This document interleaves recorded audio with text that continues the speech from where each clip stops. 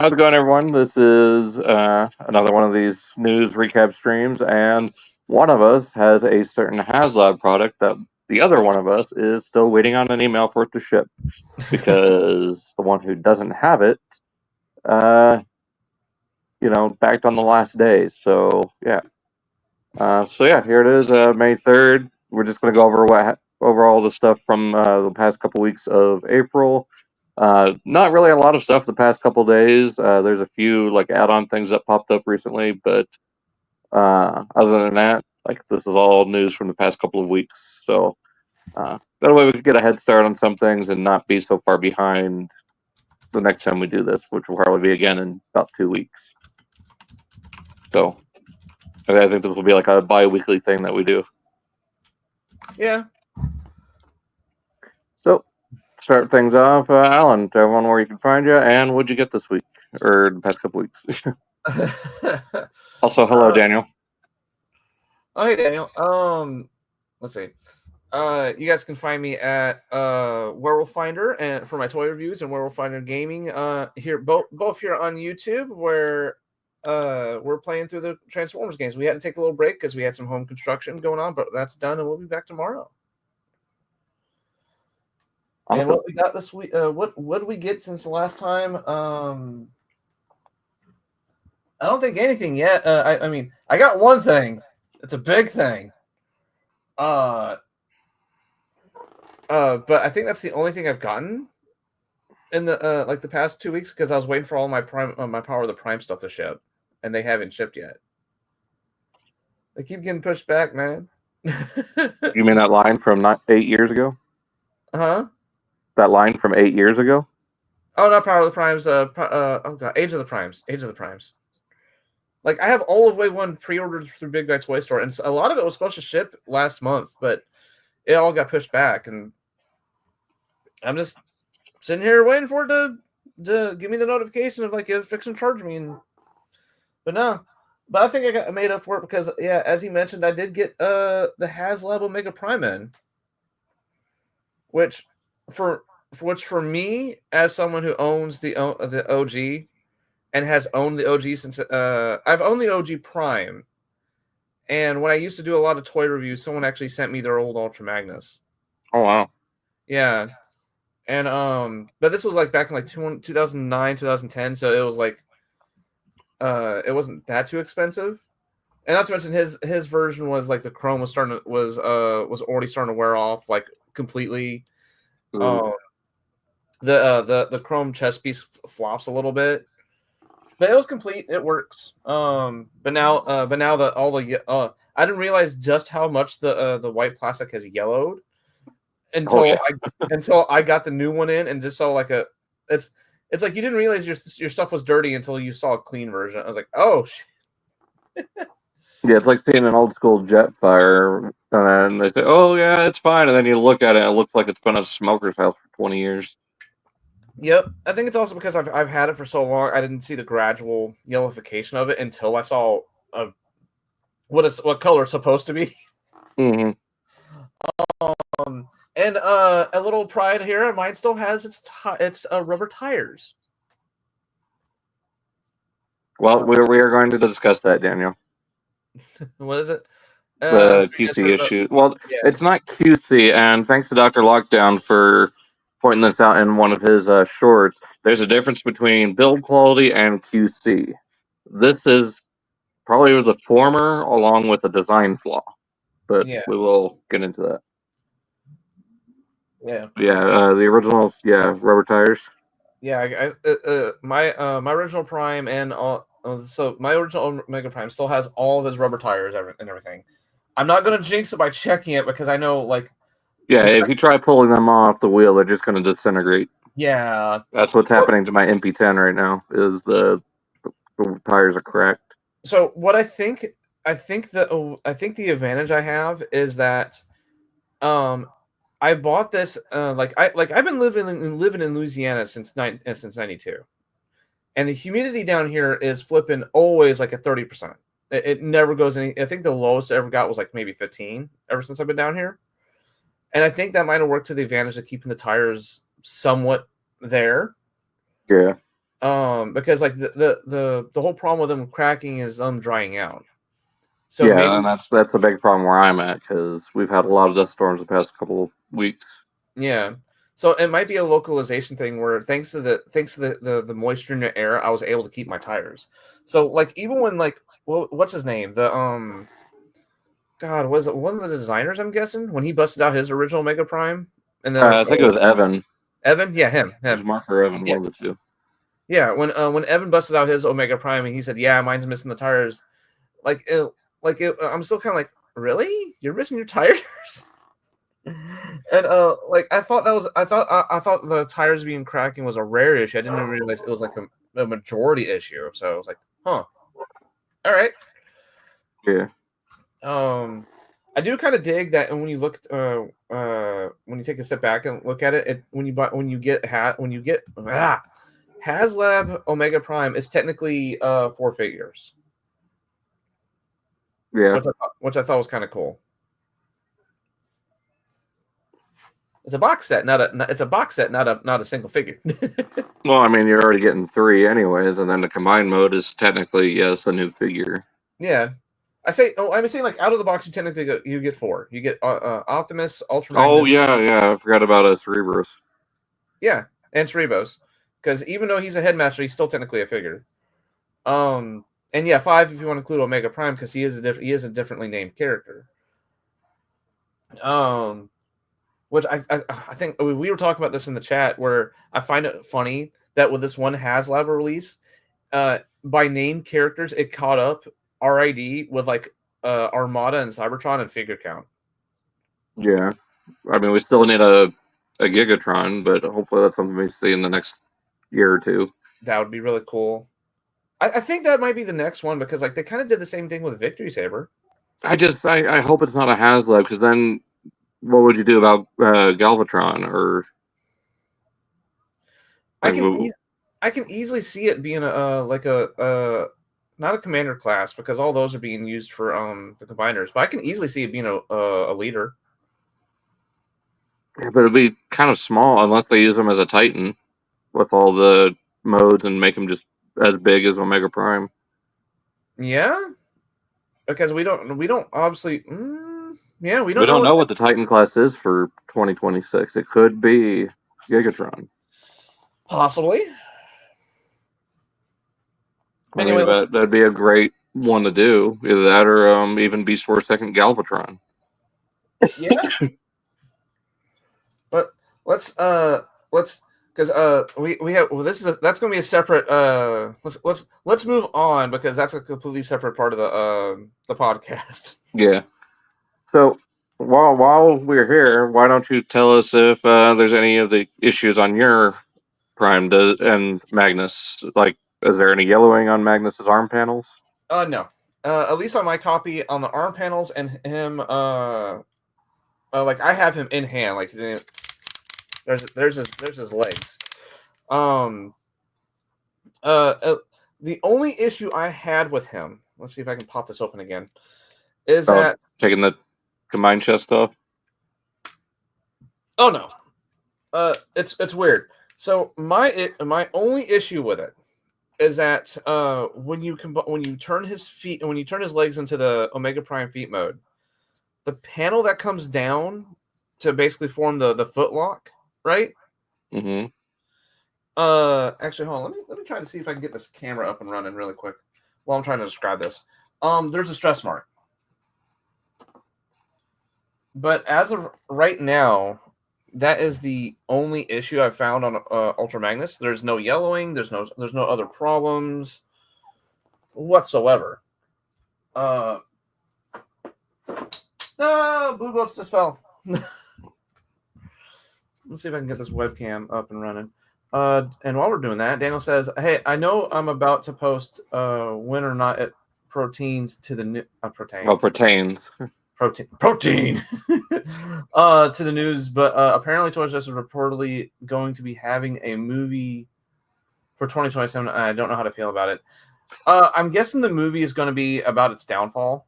Yeah, it's probably going to be like a docu-style movie, kind of like, or like a biopic type thing, kind of like The Founder with with Ray Kroc and how he Yeah. franchised McDonald's.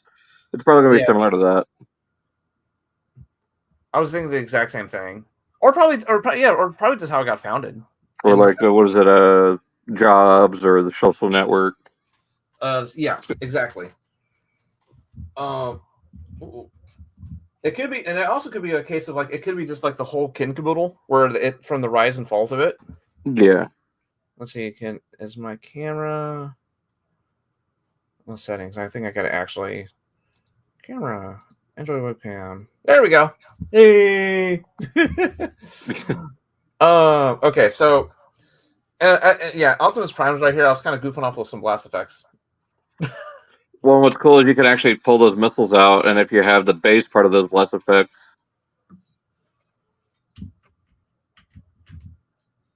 I didn't know you could pull these out. You could put the base part of those Jetfire effects in there and make it look like they're launching out. Yo, hold up. Speaking of those style of blast effects, I need to look for my Victory Saber ones. I don't know what I did with those.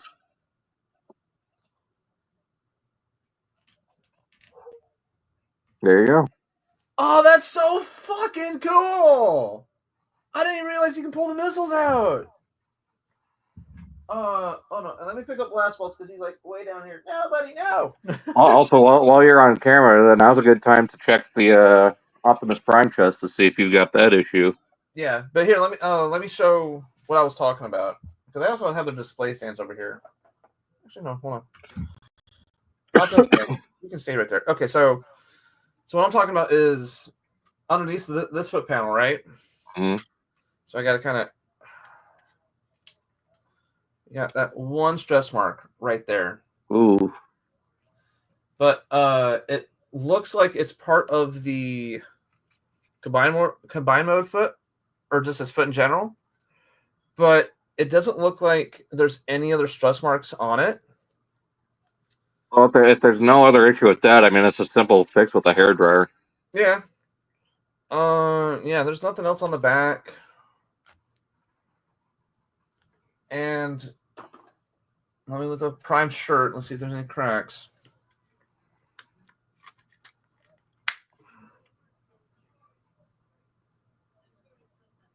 Oh, it doesn't look like one. It looks like there's some. It's hard to see on here. Hang on, let me highlight you real fast. There we go, full layout. Yeah. I'm not seeing anything. Yeah, me neither. Now, have you tried collapsing for robot mode, or did you just go straight into super mode? No, I collapsed it for robot mode. Like, was it fairly smooth, or was it really tight? It was kind of tight. Okay, so before collapsing it again, I would do the fix where you take them apart, stand on those the sides of that T-bar. I think it was 140 grit to smooth it out, test fit it, and then 400 grit to smooth it out. Okay, I got I do models, so I have some sandpaper here. So yeah, I need to get some for mine. That's if it doesn't come cracked. Otherwise, I do have a post here from TFW that goes over what to do. Yeah. So that's all you got this week? Yeah. All right. Well, as for me, you can find me over at Daltinian95, and the only thing I got in this week was a living furnace. I got Age of the Primes, Megatronus Prime, and he is awesome. Oh. I really hope someone does some more flame effects to put all over him, because he definitely needs more than the ones he currently has. Oh, what was it? I know Toy Hacks did a set of stickers for him. I'm going to pick those up because the yellow works, but it doesn't work as well to convey that internal flame. It's just yellow. See, for me, it for me when it comes to the Fallen, it's like I'm exactly in the same spot. I want more flame effects. Don't give me stickers. Give me effects. I want this dude on fire. Well, what I'm talking about is like the stickers like add some more detail to them, but it also fixes just the yellow paint apps that they have on them to represent the fire. Like it gives better detail for that to make it actually look like fire inside. And there's also like Greek lettering, which works with them being the gods. But yeah, that's all I've got. So let's go ahead and get right on into the news. Why I don't know why I said that like I'm Keemstar, but here we are. Oh yeah, Dalton. Oh, what's up? Oh look, it's the OG. Oh god. Yeah, look how yellowed he is. Oh my god. Oh. But yeah, like those tires are actually kind of soft. So yeah, they're Louisiana humidity. I wish I had the original. Like, I wish I had the money to get the Encore, but then there was also all the QC issues with that. Yeah. So, like, I was wanting the Encore just so I can have like a newer version of it. But the second I heard about the QC issues, I'm like, no. So, according to Daniel, it says apparently this Toys R Us movie will be talking about taking some inspiration from several other well-known movies like Back to the Future, Jumanji, Big, and the Barbie movie. So I can understand. I can maybe understand the Barbie movie, kind of make it like a meta joke, right? Yeah, like with Joffrey or Jeffrey. Yeah. The Ghost, my upgrade kit for TF1 Optimus, as well as that new Bumblebee is coming in the month of his birthday. So nice. I'm guessing the Ghost is one of your viewers? Yep, he's one of my regulars. Awesome. Well, welcome to the channel. I think you've been in here a couple times, but still, welcome. So yeah, let's go ahead and get onto these tabs. We got about 25, I think. So a lot of them are like little short things. So we can try to get through. There we go. Get the infinite screen. There we go. First things first. Mark Flonis. I know that Toy already has Vortex, and we talked about that, but some behind the scenes pictures of Vortex from Mark Flonis. So we can show off the blade being used, kind of like 07 Blackout. Yeah. More of the other posability. You can take the arm or the panels off the wings or off the arms. Probably just friction tabs. More than likely. Showing off helicopter mode and how it is compatible with Superion. A lot of people are saying that this could give us an Alpha Bravo, and maybe, but I wouldn't bet on it. So I'm already noticing that they're keeping a lot of the molds, like the tabs that so I'm kind of shooting in the dark here, but I'm guessing the tab system is going to be exactly like what it was on Menasor and stuff, and it's going to be like this on Superior. So like the tab system is going to be the same, but I think the actual molds themselves are going to be completely different. Well, as far as like Menasor and Superion, they're not. They're completely different in how they attach. But Bruticus and Superion, maybe there may be some compatibility there, especially with Blastoff and Vortex, because Vortex has the same tabs in the same spot as Slingshot. Yeah. So there's the blueprint layout. So yeah. I can't wait to get him in. So this collaboration with the NFL has been announced, and these are up for pre-order. I don't have any interest in this first wave. I'm going to trigger a lot of Texans, but I don't care. Cowboys suck. Like I've already looked at this, and I try to imagine these with no paint, and it is exactly that. It's exactly that. They're all the same mold. Yeah, the only thing different about them is the head sculpt under the mask. Yeah. So I mean, the thing about this, you have a generic body with a very easily swappable head. Of course, they're going to do all the teams.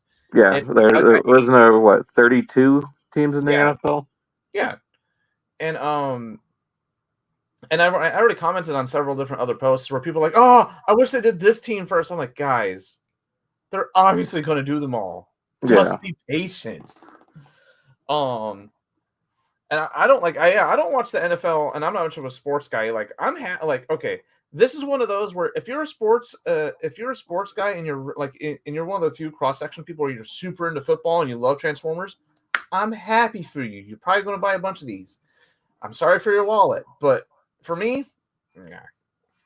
I don't care much about sports either, but if they do a Broncos one, I'll pick it up.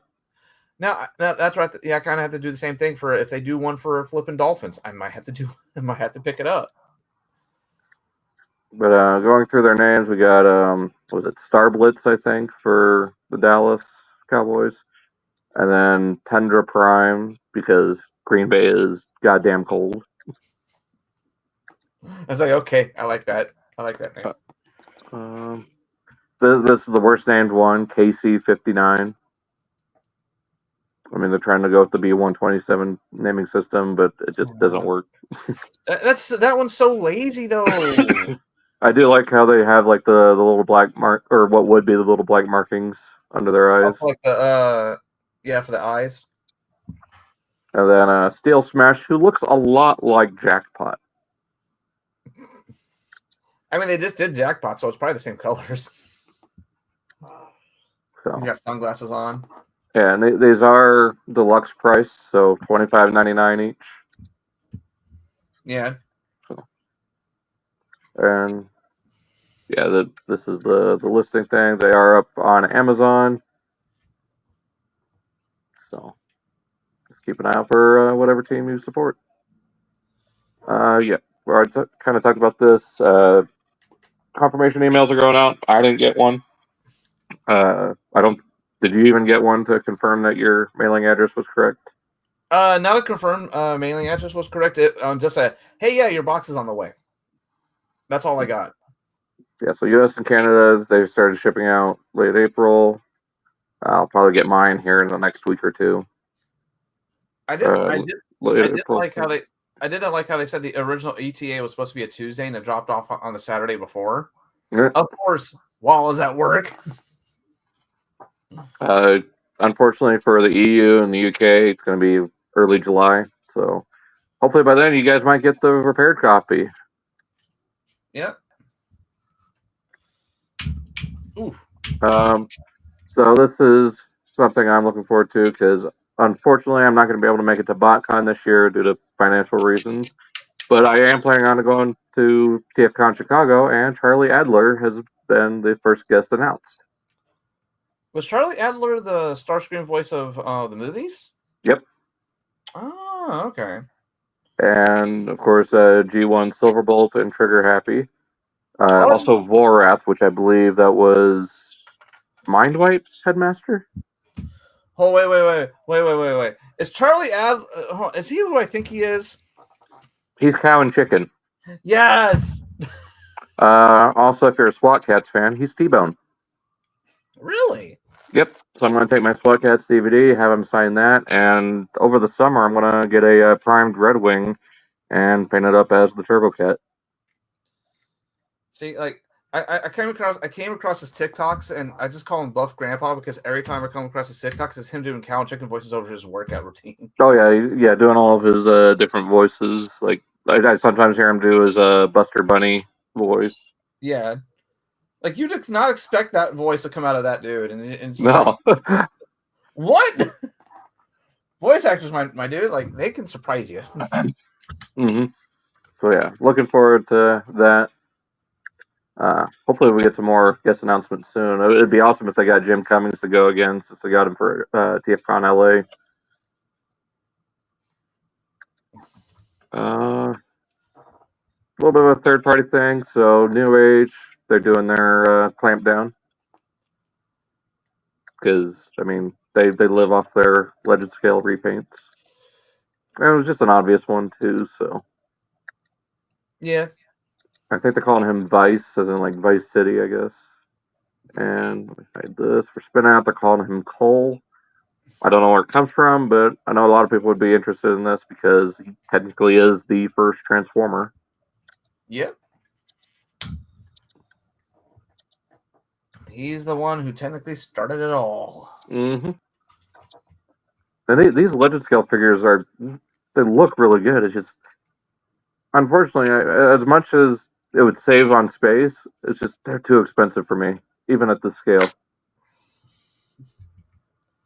I'd rather just stick with official generation scale, but that doesn't discount the fact that they look really good. Third-party figures, my dude, the price sneaks up on you. Fans of 3-0, they're doing a MDLX of Red Alert. He's even got the little panicky things for when he gets all paranoid.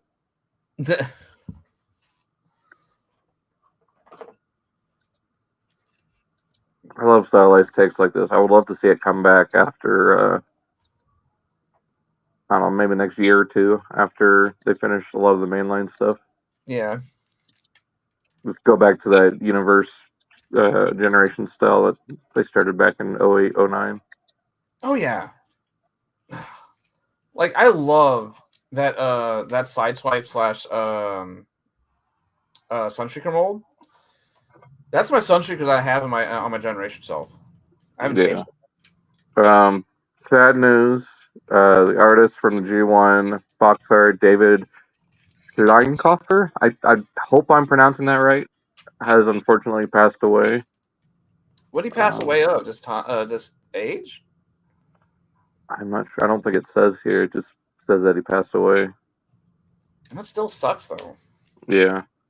But because that especially with all the art that he did. But yeah. That art's iconic too.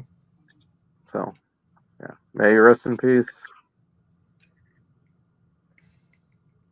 Let's see, Fans Hobby. We've got some colored prototype images of their Metal Hawk, and this looks really good. Ooh. I'm still not a fan of the design, but it still looks good. And he actually looks good with the Pretender shell. Like that in itself is surprising to me that the face doesn't look derpy like the box version. Yeah. It looks all right. Yeah, you lost me at the vehicle mode. Like the robot. Also, I think the detractor is just the way the arms are up here. I mean, I can see them as like booster engines. Like what is he from? Super God Master Force. Oh, no. Yeah, Super God Master Force. Okay, so it was definitely a case of that was definitely a case of let's design the robot mode first. You know it's also transform, right? Oh. I mean, he's a pretender, so yeah, it's. I mean, that's the unfortunate shortcoming of how pretenders work. So here's what I was talking about last time. Dr. Wu has shown off their Hook and Long Haul for their Dreamwave War Within Devastator. So coming along, should hopefully see. I want to say, Scavenger and Bone Crusher shortly after this. It'll probably be like tomorrow or Monday, knowing my luck. Yeah. How things have been with some of these announcements. I've got some official images of the Yola Park AMK G1 figures as well as Tarn. So these don't have any of the battle damage like the Pro Series Prime and Starscream. Oh, that Tarn looks awesome. Ooh. I just completely National Football League. I would actually watch. I actually watched Wild Kids back in the day on Boomerang. Oh my age! You watched on Boomerang. I watched it as it aired on TBS. Well, see, I watched it on Boomerang as well about 15 years ago, I think. Yeah. So what? Okay. Okay. Danny asks, what other pretenders in Generations to be updated aside from the ones we've had so far? I'd love to see a landmine or lander or whatever they call them. A new Submarauder would be awesome. Octopunch. I think Octopunch would probably be The Mega Pretenders. Like Thunderwing, Black Shadow, and the one we haven't seen at all since he first came out, Blue Bacchus. He was the helicopter of the 3 Decepticon Mega Pretenders. I am very unfamiliar with Pretenders. I don't know too many, but those are like some big name ones that they need to bring back. You said Submariner and what else? Submarauder. He was the shark one that we got in Power of the Primes. Yeah, he was the Nexus Prime one. Was he next? No, Nexus Prime came with the Throne of the Primes. Oh no, he was Alchemist. My bad. For Power of the Primes. Yeah. And then Blue Bacchus, Thunderwing, and Sky Shadow. Let's see, Pretenders vehicles. Doubleheader? Oh, Skullgrin was originally no, not Skullgrin. Bludgeon was originally a Pretender. Yeah, we already got him, but I'd like to see a more accurate take on him with the green tank and a robot. Hey, I loved the Revenge of the Fallen Bludgeon. The Legacy one's not bad. I just wish they did some more retooling, at least for the chest. I know they did that with the 2-pack release, but that was to make him look more like his IDW counterpart. Yeah, I'm trying to find the other one you said was like Blue Bacchus or something like that. Mm-hmm. I think it's Baachus. Little Hawk, Phoenix, Grand Maximus. I think Grand Maximus was another one people were wanting. I mean, we got him kind of. We got the or Takara did the Legends one. They were going to do the Pretender shell for the Titan Master, but it didn't meet enough pre-orders. Oh, I remember that. Yeah. Wait, what? Grand Maximus? Oh, yeah, it's just a Fort Max redo. Oh, we never got it. Boo. Do you think we might get an updated Fortress Maximus or at least a reissue? I mean, we got a reissue of Fort Max. I mean, Hasbro announced that, last year, I think? That would explain why this guy was included. Yeah, but I'd love an actual Brave Max. Yeah. Because, like, why would they give us Cerebros? Because I think, like, what? That was the only RID toy not to be released here in the States? I think so. Because Toy Laws at the time, they said it was too big? I think so. I'm not sure. And then there's the Starscream.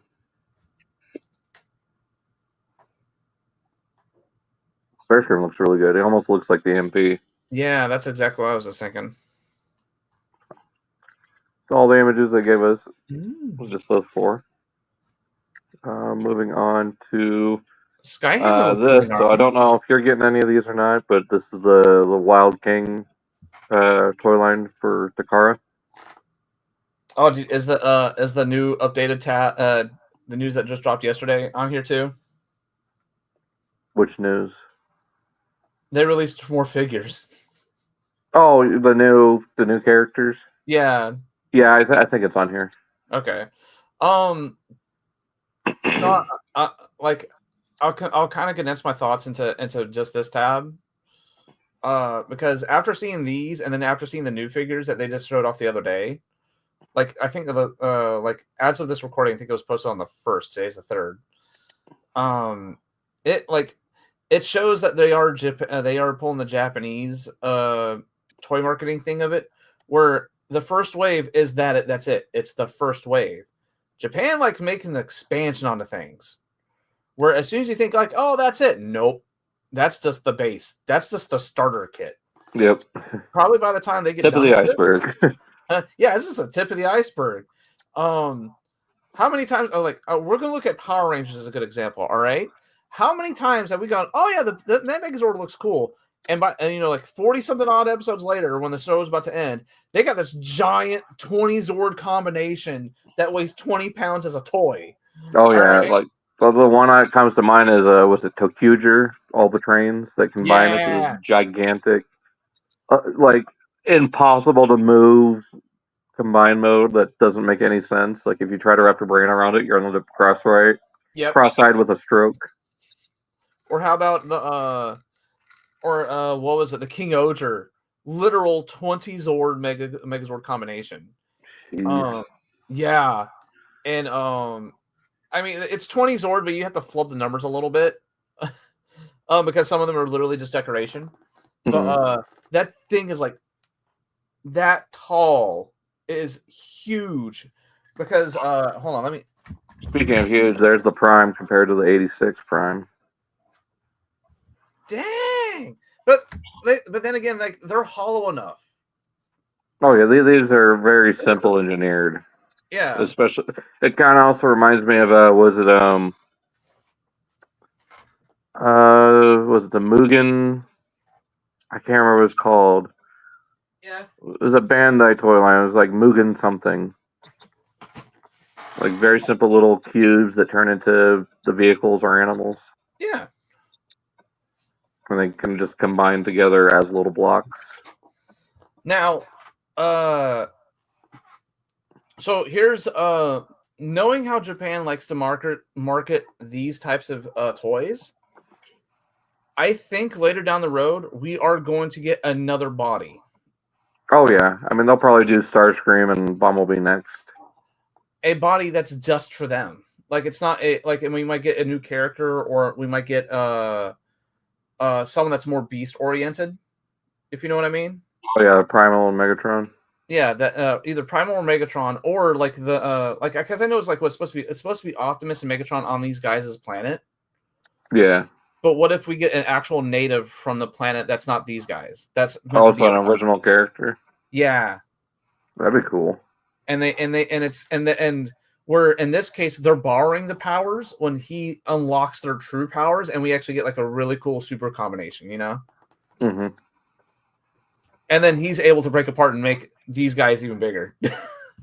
That's such the Japan way to deal with this, and I hope that happens.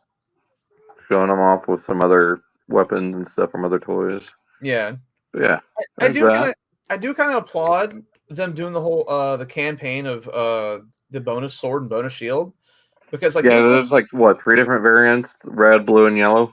Yep. And it was like, hey, yeah, if you spend like 5,000 yen or more, which is around $50, you got it for free. Which Japan does that all the time by giving away free stuff. And a little gift with purchase. Yeah, and just like looking at the pictures, it adds so much. Yeah, it's a reused mold, but it looks good with everything. Yeah. Dr. Wu again. They're doing a broadside, and he is, I think, about deluxe size. So he's a lot larger than their normal legend scale stuff. Yeah. And the vehicle modes actually look really good, and it comes with these little versions of the aerial bots, just like the Titans Return. Jet mode actually looks like a jet, unlike Titans Return. But it looks funky, though. I mean, it's broadside. He's always going to have a weird-looking jet mode. But yeah, he's huge. Which is why we need an actual leader class sized one with a very simple transformation, or a commander or small Titan. I was just going to say, if they really want to go balls to the wall with broadside, make him a Titan. So, real quick, this is the toy version with the all these details and the faceplate. Okay. There's also a cartoon variant with the red face. And a lot less painted on detail. It's just the red and blue. Now that it doesn't have the cockpit up here. It's up at the front. Okay. Now you get that idea in my head. Now I really want a Titan size broadside, just so I can use it as a giant flip. Like smaller than Tidal Wave for sure. I don't want just a repaint of Tidal Wave. Oh no, it's not going to be repainted Tidal Wave because I want my flipping. Well, I'm just stating, like, yeah. I don't want to reverse Titan's Return. No. But, you got the Marvel comic or prototype colors. I don't know exactly for sure what they're going for with this one, but again, still looks really good. I think the mini aerial bots are supposed to be pre-order bonuses as well. So, yeah, I actually kind of like the Marvel colors, but the toy colors I think are the best. Like, if Hasbro was to do a new one, I'd like them to go with this and make the cartoon head an option. Yeah. Or at least do like the whole battle mask thing, you know? Yeah, like Jetfire. Yeah. Like hide the mask somewhere in him, like in an empty compartment. Mm-hmm. So that way, if you do, it's like it's there, but if you don't want it, you can easily just hide away, and it's never in the way. Yeah. So here's the runner, the aerial bot runner. Yeah. So this is for Skybound Transformers Compendium set Kickstarter. Bob Budiansky. So yeah, it started April 29th. So if you want to check that out, there's the link. For to go in just a little bit more detail for those who don't know, that's basically every single Marvel comic in one compendium, both the US and UK runs. So it is everything you can. And I already checked the Kickstarter out, and you can get. First off, it's already funded, if I remember correctly. Yep, it's already funded. Yep. Now the cool part is that you can go. I think $40 or $60. We'll get you the PDF versions of everything. So you don't have to spend you can, if you want, spend the $300 and get all 4 volumes physically. Oh, it's 60. 60, yeah, volumes 1 and 2. Yeah. So but I mean, yeah, it's like you can spend was it 150 or 300? No, it's 300 because it's volumes 1 through 4. And you get a bunch of other things too. But you get everything. You'll get physical versions. And apparently these books are like thick. They are thick. Because it's going to have every single issue. Hold on. Pretenders. Also, what other characters do you want to see in the missing link line? Like the recent listings, we're going to get Grimlock and Ultra Magnus. We actually covered that in the last podcast, Daniel. Yeah. I think he was here for that. No. For Missing Link, I know they already I think was it Sunstreaker just got he's already been announced. So yeah, it was RC was the last one that was up for pre-order. Maybe Jazz? Mirage? No, Mirage would probably be better because Jazz was already the only thing not posable on him was his legs. Because that toy already had really good arms. Mm-hmm. I mean, I could do both Jazz and Mirage because then you could get the red Liger Mirage out of it. Whenever for Jazz, you could get Stepper. Yeah. Whenever Hasbro gets around doing a new broadside, I agree with Dalton of him being a commander class because he is the size of cartoon was ridiculous, and with many animation errors happening. I mean, that's basically what they did with Jetfire. They made him the first commander class because he was massive. Heck, it was a gimmick to find all the handles on him and have 4 or 5 figures just right along with it. Mm-hmm. This poster in, I believe, Hong Kong revealed what Alpha Trion's vehicle mode is going to be. And it's a space thing. It's a space brick. It looks like it's going to be a very simple transformation, like open up a panel in the back of his leg, fold his feet down, peg his arms into the side, flip up something on his legs to cover the hands, and then fold his head inside the chest, and then flip his cape around to form wings. I think the reason why they gave him such a simple robot mode, such a simple alt mode, is because he's one of the few people that every time we see him, he's a robot. And he doesn't have any vehicle mode kibble. Okay, I'll put it. Okay, I'll say it this way: one of the few times we actually see Alpha Trion with a robot mode was Transformers 1. You mean with the vehicle mode? Well, Or no, alt mode? Alt mode, yeah. And that's it. That was the only other time we saw him with an alt mode was Transformers 1. That's it. I mean, as far as like animation media, but I mean, other times he's been repaint of Scourge or repaint of Vector Prime. Honestly, I know they want all the primes to be unique, but I wouldn't have minded like maybe later we get an exclusive of Alpha Trion using the Vector Prime mold for Shattered Glass. Now, see, like I actually do like how they use the lion for Transformers 1, and I think that's a callback to his Power of the Primes. Well, and then the canceled BotCon 3H figure too. Yeah. But I mean, with this toy line, they're wanting to adhere to the lore of the primes, where Onyx is the only beast prime. I mean, so far it looks like it. Oh yeah. I mean, we'll have to see what Quintus is, but it'll probably be more like a plant or a ship. But yeah, there's that. So we should hopefully see Wave 3 probably announced around SDCC. The next wave of Studio Series is probably going to be the next thing that we see this month. There's supposed to be an event this month, from what I've been hearing. Really? Speaking of Studio Series and the next wave reveals, we got a leaked in hand copy of Gamer Edition Thundercracker. I haven't seen it yet. What was that? Huh? What were you saying? I haven't seen this yet. This is new to me. Yep. They seem to be going more based on his concept art rather than his actual in-game model, because the game model is more of like a turquoise color, if I remember correctly. But I personally like Thundercracker being this light blue with the gunmetal. Yeah, so, I mean, it also makes him stand out on the shelf a lot better too. Yeah.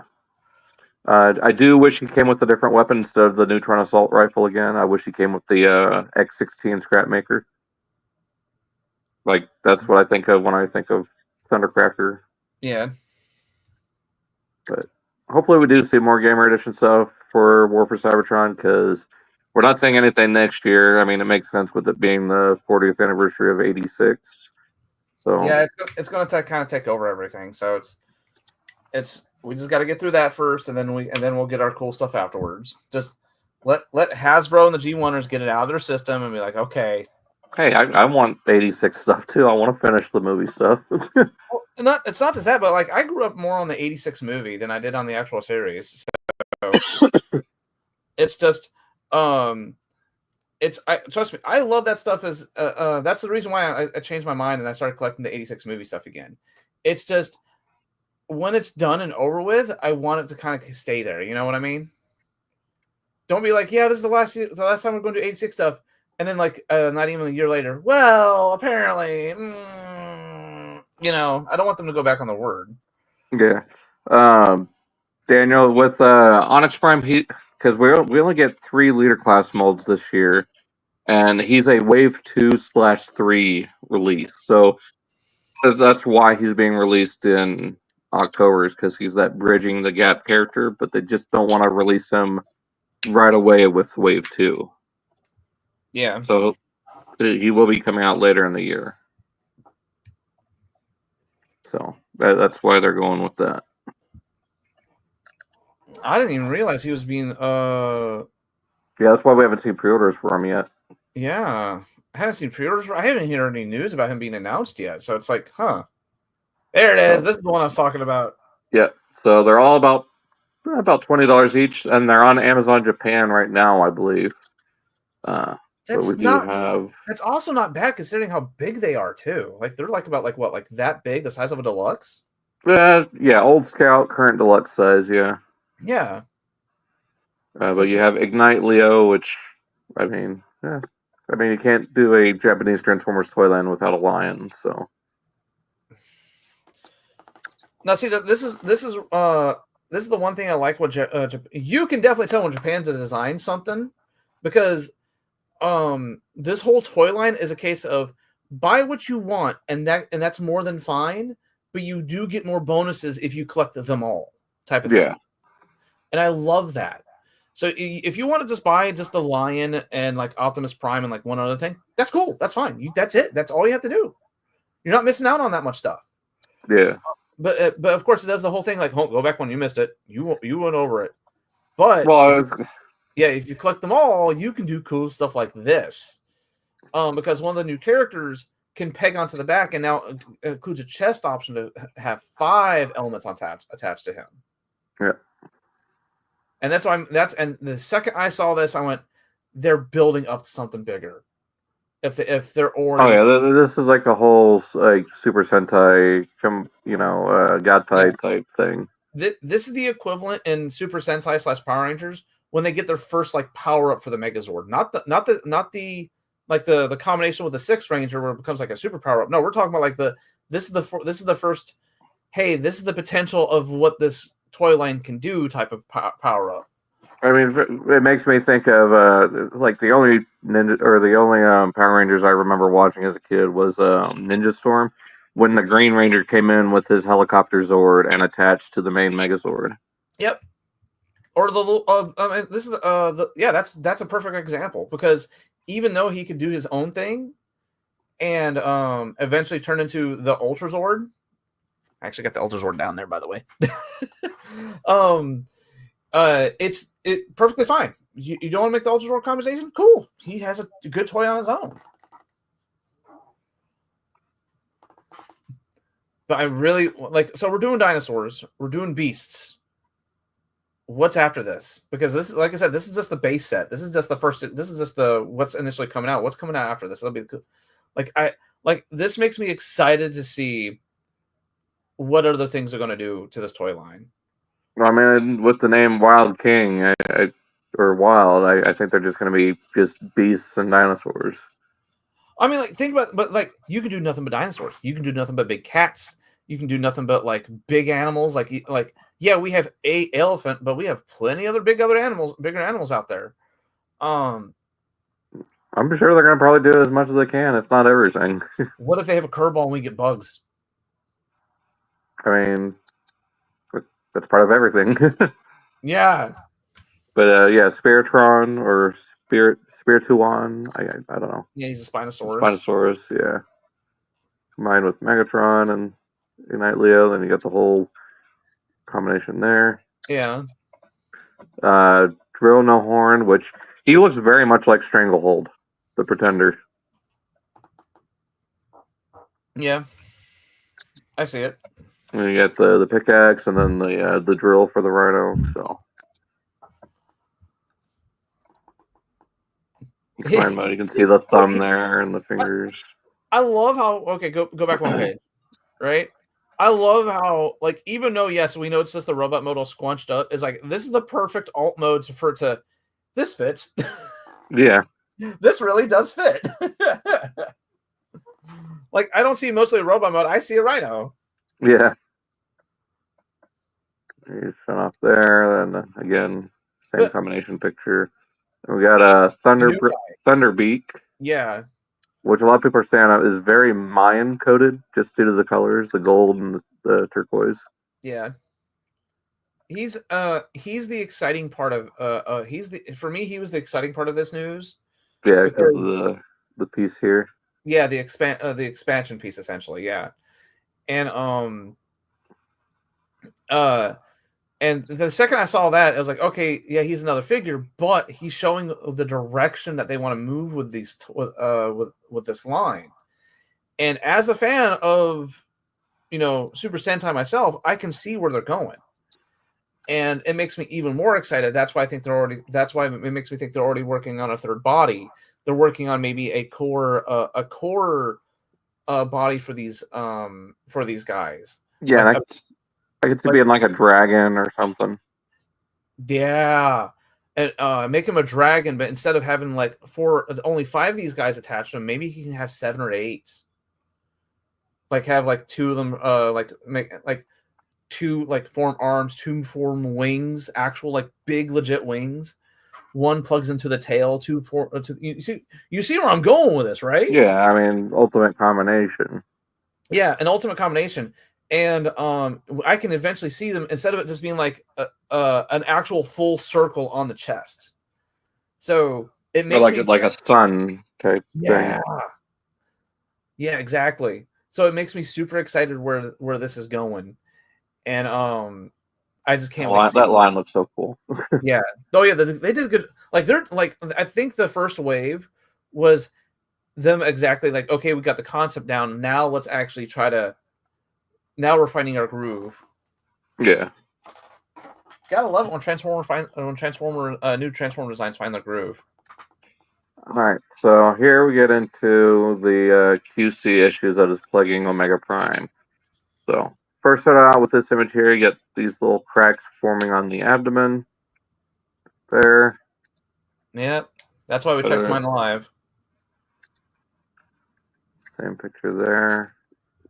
Larger crack right along this side, and this actually goes down into the plastic like that. Ooh. So it doesn't. So it starts from the inside out. Ooh. Correct. There is an image here.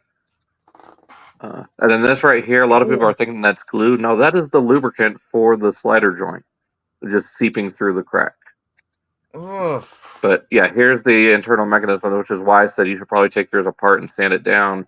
This even happened with Pia. These little tabs are snapping, and then there's something to do with the angle of the ratchet joint, which is pressing up against this. And someone also mentioned like mold flash right here. So just be careful. If you notice any cracks on your figure, there is. Let's see. I thought I had it here. There is a post on TFW here talking about how to get a hold of Hasbro and what to do with the information. Yeah, there's the yellowing. Yeah, I think so. I think someone said it in our group too, where it's like it's clearly it's clearly that someone must have left these out. Well, like not necessarily out, but just it's a temperature thing, not necessarily a sun damage. It's sitting out in the heat, maybe on a hot delivery vehicle, a hot delivery hot warehouse. Yeah, like Hasbro needs to do a better job of climate control with their warehouses. I know they can't necessarily oversee that, but they need to try to find a better way to have better climate control, and in this case, better testing before sending it out. Like, if this was an issue with this, I would have been fine waiting another 2 or 3 months. Yeah. That way this isn't an issue. Because it is a real bummer that we pay $275 after taxes or $300 after taxes to have this happen. Yeah. But let me try to find here, because there is a post here on TFW about what to do. Open.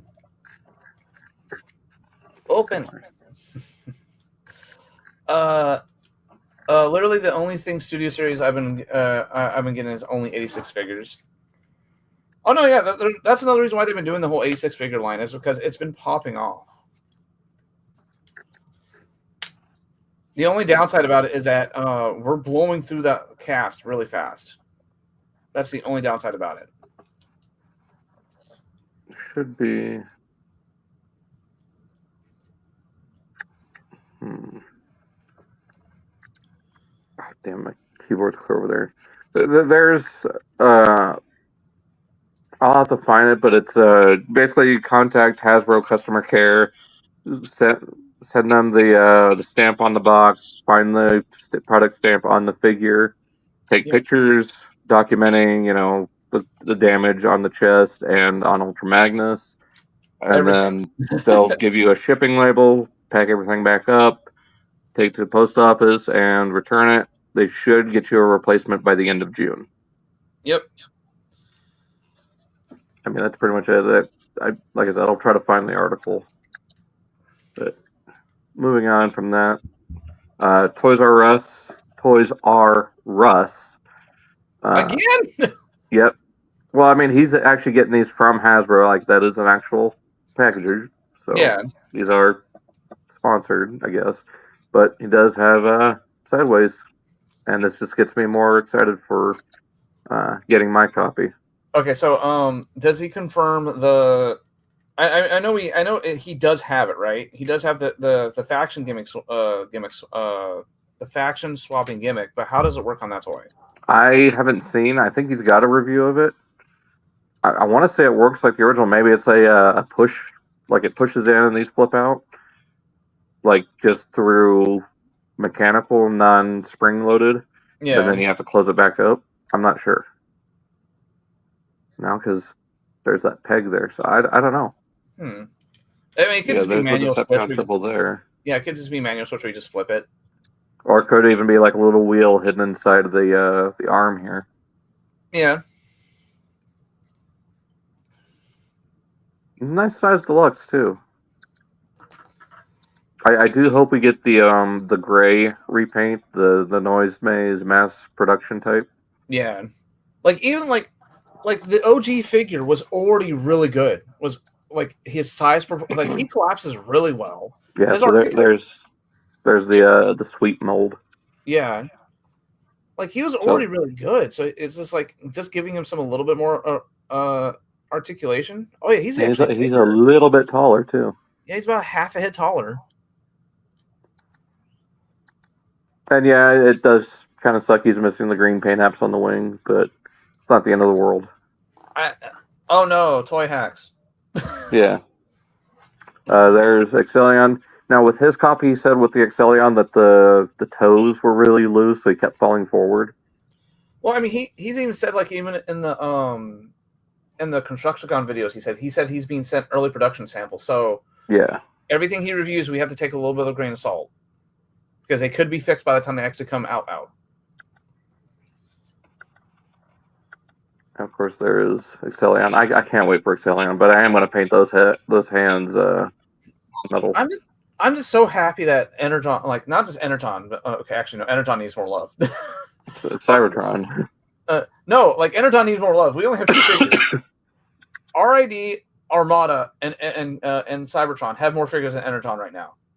Yeah, all Energon has is Megatron and Galvatron in the same mold. Yeah, it's technically two figures, but it's only one mold. Beast Machines has only one figure. Yeah. It's a cute little cat, like about that big. DNA has updated or done a little update on their Optimus upgrade. So you get these new Matrix chamber pieces to fill that out with some more detail. And I think these are supposed to be spring-loaded. I'm not sure, but new hip panel pieces. So you get new hip skirts. And then just showing off the upgraded or the updated. Oh no, it's just straight up hip skirts in general. I guess he didn't have hip skirts. Really? On the sides, yeah. So just fill that out. So there's that. And then their newest announcement, they're doing Tidal Wave and Megatron upgrades. So you get arm panel covers for Megatron, these abdomen pieces that will go along with these new articulated shoulders so you can get the treads to move. Yes. Oh my god. Like I saw this morning. I saw like we can finally make the treads move. I'm like, yes. Back panel for Tidal Wave so you can cover up that hole in his back. Yeah. I was just about to buy that the other version of that back panel. But yeah. And yeah, this I'm not going to be able to do because I have the 3D printed one and some of my screws are almost stripped. Yeah. So I might try it again, but yeah, it's going to be difficult. New horn pieces that are made of solid plastic. I will definitely be replacing those. Yeah. Get these these pieces to reinforce the ratchet joint so the ratchets don't explode. Yeah. And then this piece, which is a connector. All right, so there's the ratchet pieces. Those are just supports, I believe. Yeah, structural enforcement kit or parts. Yeah, to make it to help it. Yeah, there's the back panel. And then that little piece plugs into that section there to hold the amphibious craft together. And then for robot mode, it just plugs into the bottom of the foot. Huh. Hold on. So what is it? So what does it do again? So it holds the lander together because of how easily this falls apart. Okay, yeah, because like you can connect it, but the second you tap it, they separate. So The second you touch it, it falls apart. yeah, so that's much appreciated. There's the arm panels for Megatron, so you can fill in those gaps. Yeah, actually close those up. And there's the new shoulders. Oh, he's gonna look so much better with those pylons be able to move. Because you even take the horns off and use them as swords.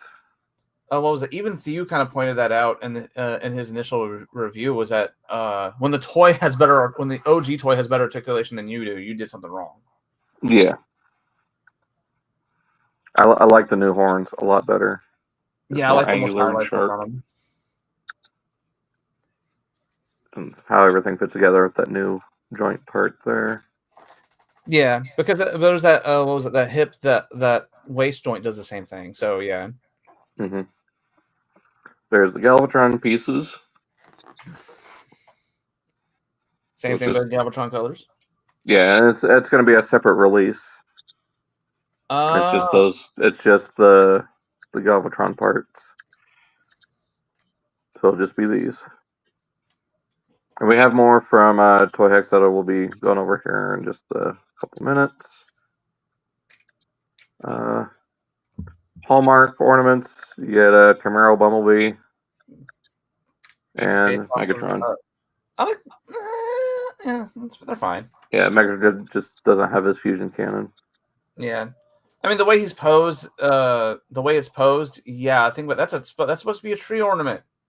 That gun's asking for trouble. You get the barrel right there.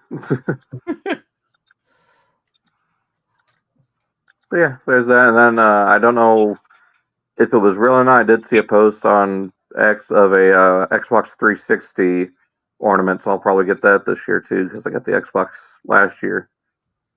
I would get that in a heartbeat. It does the startup sound, and I believe part of the Halo 3, one of the Halo 3 themes. Oh, please be like this is the menu theme. Oh, that would be so cool. I don't think it's Never Forget. I'll send you the link, the post. Okay. I know. So Hot Wheels and Transformers are collabing for regular Hot Wheels toys for color shifters. My guess, since it's two Transformers, it could be Prime and Bumblebee color shifting. I wouldn't mind if it was either Shattered Glass or Nemesis colors that they shift to. Ooh. So Bumblebee to Bug Bite, Prime to Nemesis, or Prime to Shattered Glass. Literally the only oh no, that's yeah. I'd be down for that. Or it'll probably be Prime to Magnum Convoy, so blue to red. What if we get the old color shifters from Generation 2? You know what I'm talking about? Yeah, I know, but I don't think they're gonna do like those obscure characters. That'd be so cool, though. It would be, but I don't think they're gonna go that obscure. Let a man dream. Let a man dream. So getting into refresh, damn. What? So because there's also something I want to talk about that recently got announced for Studio Series Prime. I'm sure you've probably already seen it by now. Maybe. But it's been a busy week. Something further down, because we're talking about upgrade kits and add-ons. There is, we've talked about it before, a Chai Studio. They do the 3D printed heads or resin cast heads. Mm-hmm. They have recently announced that they are working on a head for Prima. For Age of the Primes. I'm just trying to find the picture. I'd rather do it like this, go through the photo gallery on Dime Chalk than go through every single post. I think I've turned around. While he's doing that, to give you so as people can notice, I am building Omega Prime. Like, I'm combining them. This thing, I can't even see that right now. yeah, you're going through that. The top part connects so much to him. This dude, first off, is solid, and I mean solid. The OG toy. Oh, I pressed it. You find it? Yes. So let me. So what they are doing here is, so you got the initial design here with the faceplate, and without the faceplate. So he's definitely more got that kind of like Viking helmet. Yeah. So it very much reminds me of like comic book Thor. So yeah, this is definitely something I'd pick up, depending on the shipping price, because with the whole tariff situation a couple weeks ago, one of the sellers on eBay was selling everything with $99 shipping on each item. Yeah. So it would have been $400 for 4 heads. Yeah, it's tariffs. It's changed. Last I knew, it changed back to $5 shipping. So we'll see. It probably works something out, but still, it's still a scary thing because like there's already people with Temu orders where the Temu orders are like $300 and they're only buying like $50 worth of stuff. So it's like, yep. But we're not here to talk about that kind of stuff.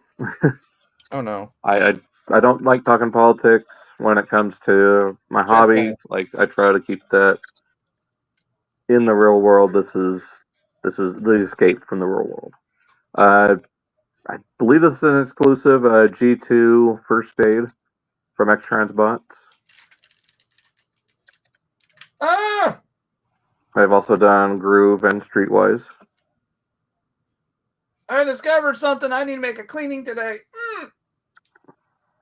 Wait, I what? left my batteries in my RAD Prime. Oh no! Oh, they're bad. Leakage. They're bad.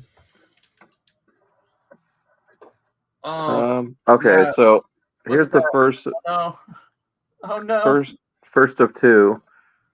KO Studio Series Optimus Prime. This is the first one that was found out about. So I don't know if it comes with 1 or 2 blasters. But yeah, that was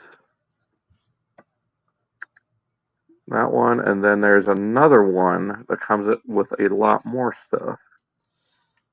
I can find it. Oh, there it is. Ooh. So, comes with the trailer, comes with cel-shaded windows for the front as an option. Also, dark blue windows or the gray windows. Why does he have Starscream? Oh, because Starscream he cosplays Starscream. Starscream cosplayed as Prime in one episode. Yeah. Get this little refrigeration unit that fills in a gap in the truck mode. You get a battle damaged head and the battle damaged torso piece. Get Megatron's arm to recreate the Skybound comic, but it's Siege Megatron's arm, so it looks terrible. Yeah. Get the blast effects. He does have rubber tires. Hey. Yeah, there's that refrigeration unit to fill in that gap. Comes with slightly different blast effects. Okay. Yeah, there's the damage. Give me a second. Let me go toss these away and go wash my hands. All right. Yeah, because they are they're bad. They are like need to dispose of immediately bad. Give me a sec. All right, so while he's doing that, let's see.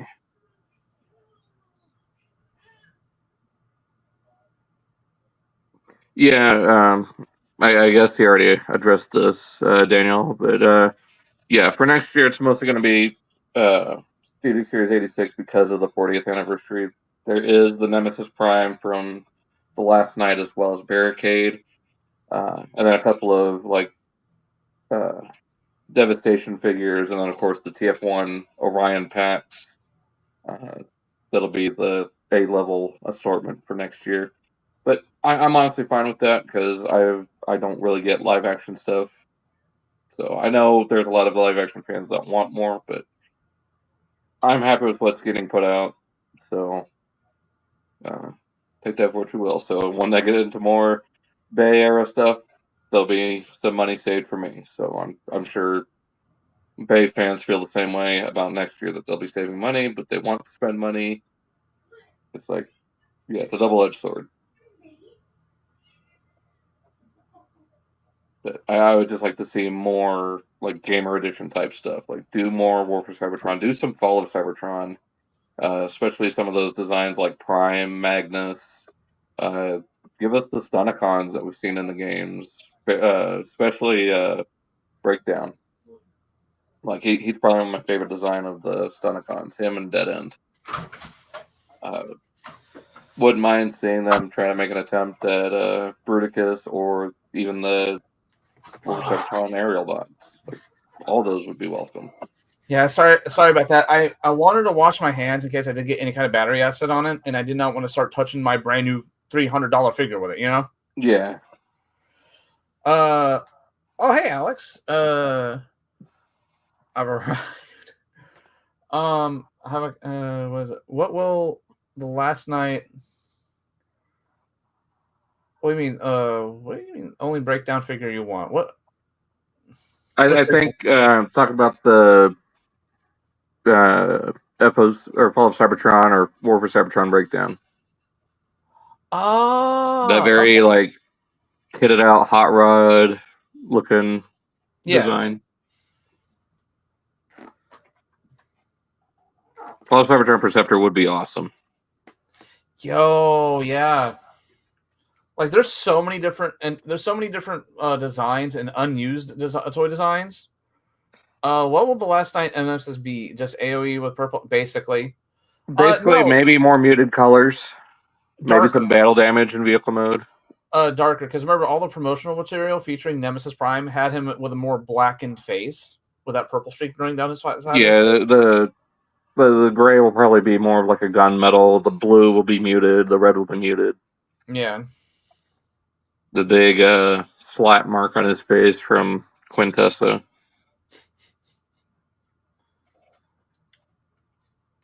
But so yeah, here's a better look at the damage on the torso and the battle damage head for that KO Prime.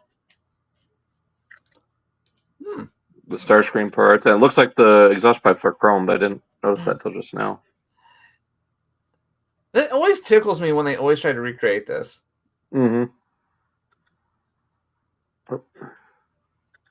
Yeah, there's that terrible Siege Megatron arm, which, I mean, you could get this and then just get the DNA add-on, because it'll be a more G1 accurate arm. Yeah. Let's see. I think there's a couple more pictures of it. And then showing off the rubber tire.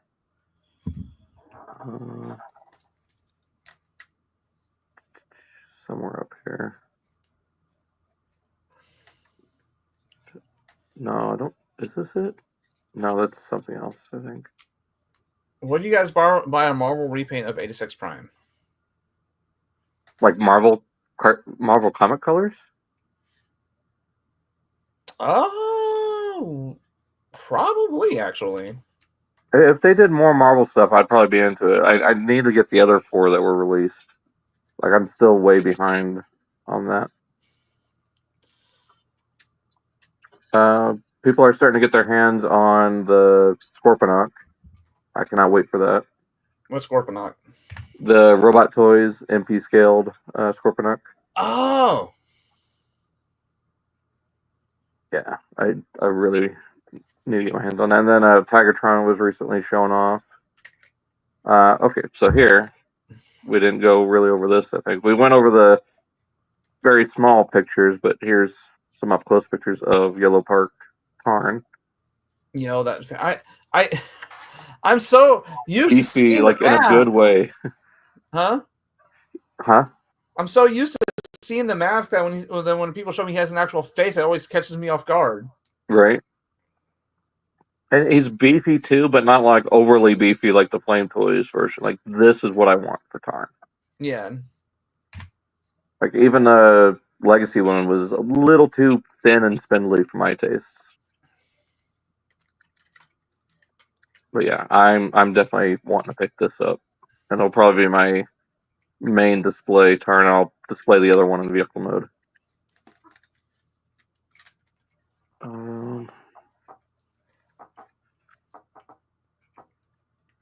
I looked at that one.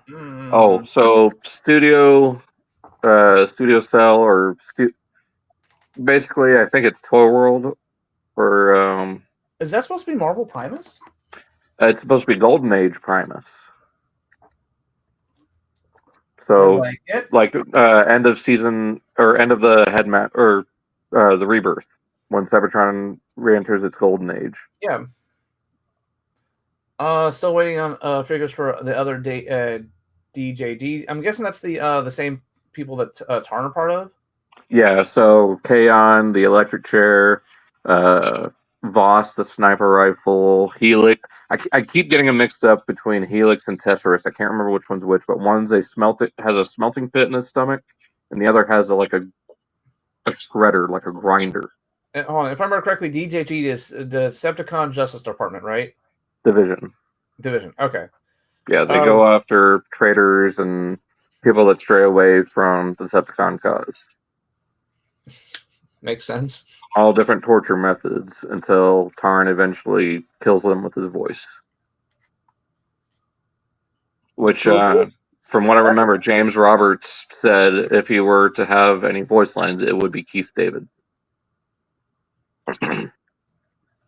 So yeah, here's showing off. You got the chrome finish, rubber tires. The post talks about something about removing screws, like covering up the screws or whatever. Yeah. So you got a very nice finish here. Closer look at the heads, which they look awesome. You got the molded, cel-shaded windows. Yeah, awful looking Megatron arm from Siege. Yeah. Very well done intakes and wings for Starscream. Keith David is just like, oh my god, It looks awful, doesn't it? Huh? This just looks awful, doesn't it? Yeah. It looks so off. I mean, you're taking a figure from 4 lines prior and putting on him when it. Yeah, I mean, I'll just wait for the DNA and just not do anything with this. Yeah. Daniel asks, how much do you guys are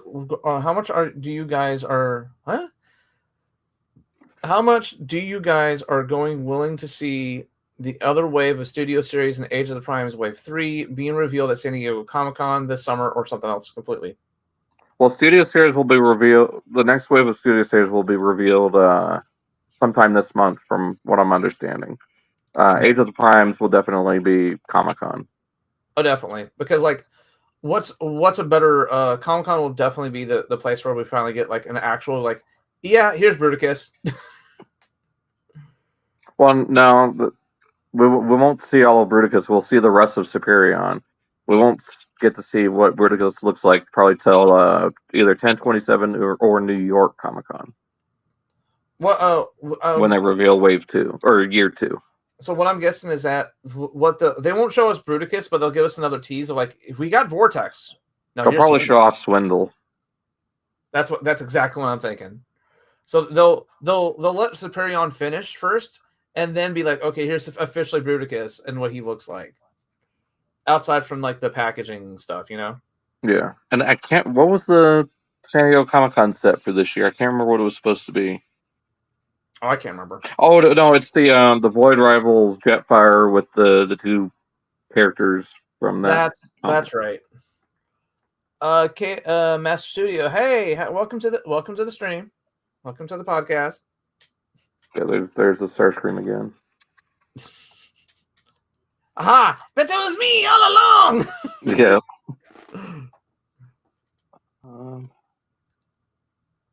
Think. Oh yeah, and here's the images of the Scorponok. And he does have a swappable claws, so you could go with this or smaller. I can't remember. Yeah. There's like 3 different faces. They have they open up like Dinobot's beast mode, so you can swap around the eyes. Yeah. Yeah, I gotta get this figure. Come on. Oh. Oh, crap. Okay, well, move on from that. Yeah. I think we discussed this last time, but DNA did a April Fool's joke for animated Bumble Prime, and it seems like they may be interested in actually doing it. I mean, look what happened. Look what happened a bunch of other times where people are like, "Yeah, we're just doing this as a joke," but the actual reception of it was so positive. They're like, might as well do it if so many people want it. Yeah. I don't think we discussed this last time, but they're doing a Sentinel upgrade, so at the very least, he's getting his double-bladed sword. I don't know what else they could do. Maybe more accurate wings. Probably. So because like they incorporate the battle mask pretty well. We're doing Age of Extinction Prime upgrade. Yeah. So, again, maybe a new sword. I don't know what else they could do. Maybe a better backpack section that forms the front cab. Who knows? Alex says he's more interested in getting an animated Swindle. Animated Swindle would be awesome to get. Yeah. This is the one I'm looking forward to seeing what they do is Scrapper and Bone Crusher. Ooh. At the very least, I think I see new hands on Bone Crusher. Yeah.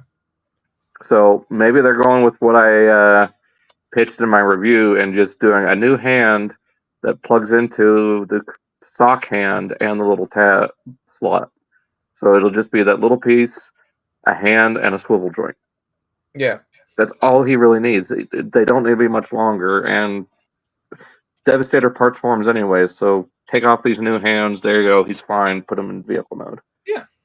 Maybe a new chest that has a friction tab instead of a pin hinge, so you could give him waist rotation. I don't know what. Maybe for Scrapper, new forearms that don't have as many gaps and has a wrist swivel.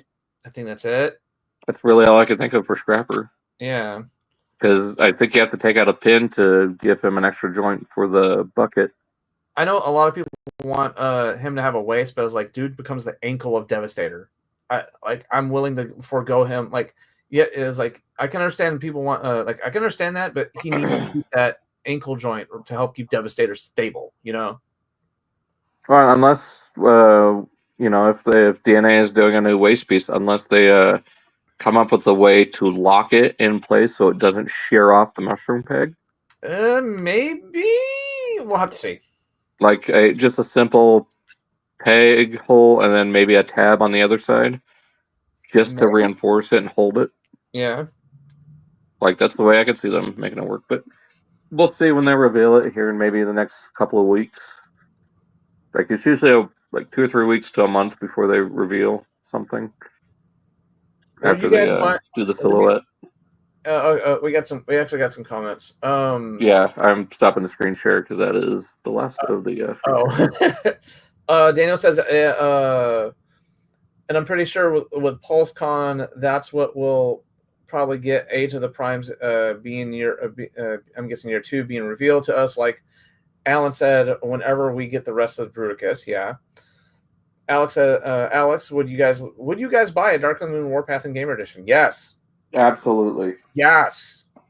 I mean, I'd buy a Dark of the Moon Warpath and War for Cybertron Warpath. Like both are acceptable.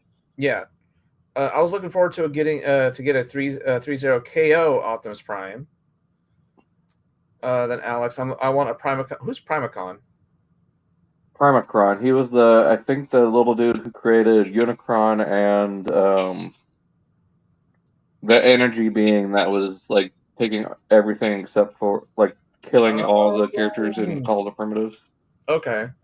But as I want a Megatron 114 TFO Studio Series. Oh, you want the Megatron from Transformers 1? I mean, Megatron. I hope continuing records versus Mayhem means I will finally get a Marvel Rack and Ruin. Yeah. Oh. I believe Mark said that he wanted to do Rack and Ruin. So Yeah. I mean, it probably won't be this current year set. Maybe next year they'll do Rack and Ruin. Maybe a new Whirl, because we definitely need a new Whirl. Like that new one's not going to hold that much, or that Thrilling 31's not going to last much longer. Yeah. We definitely need a new Roadbuster.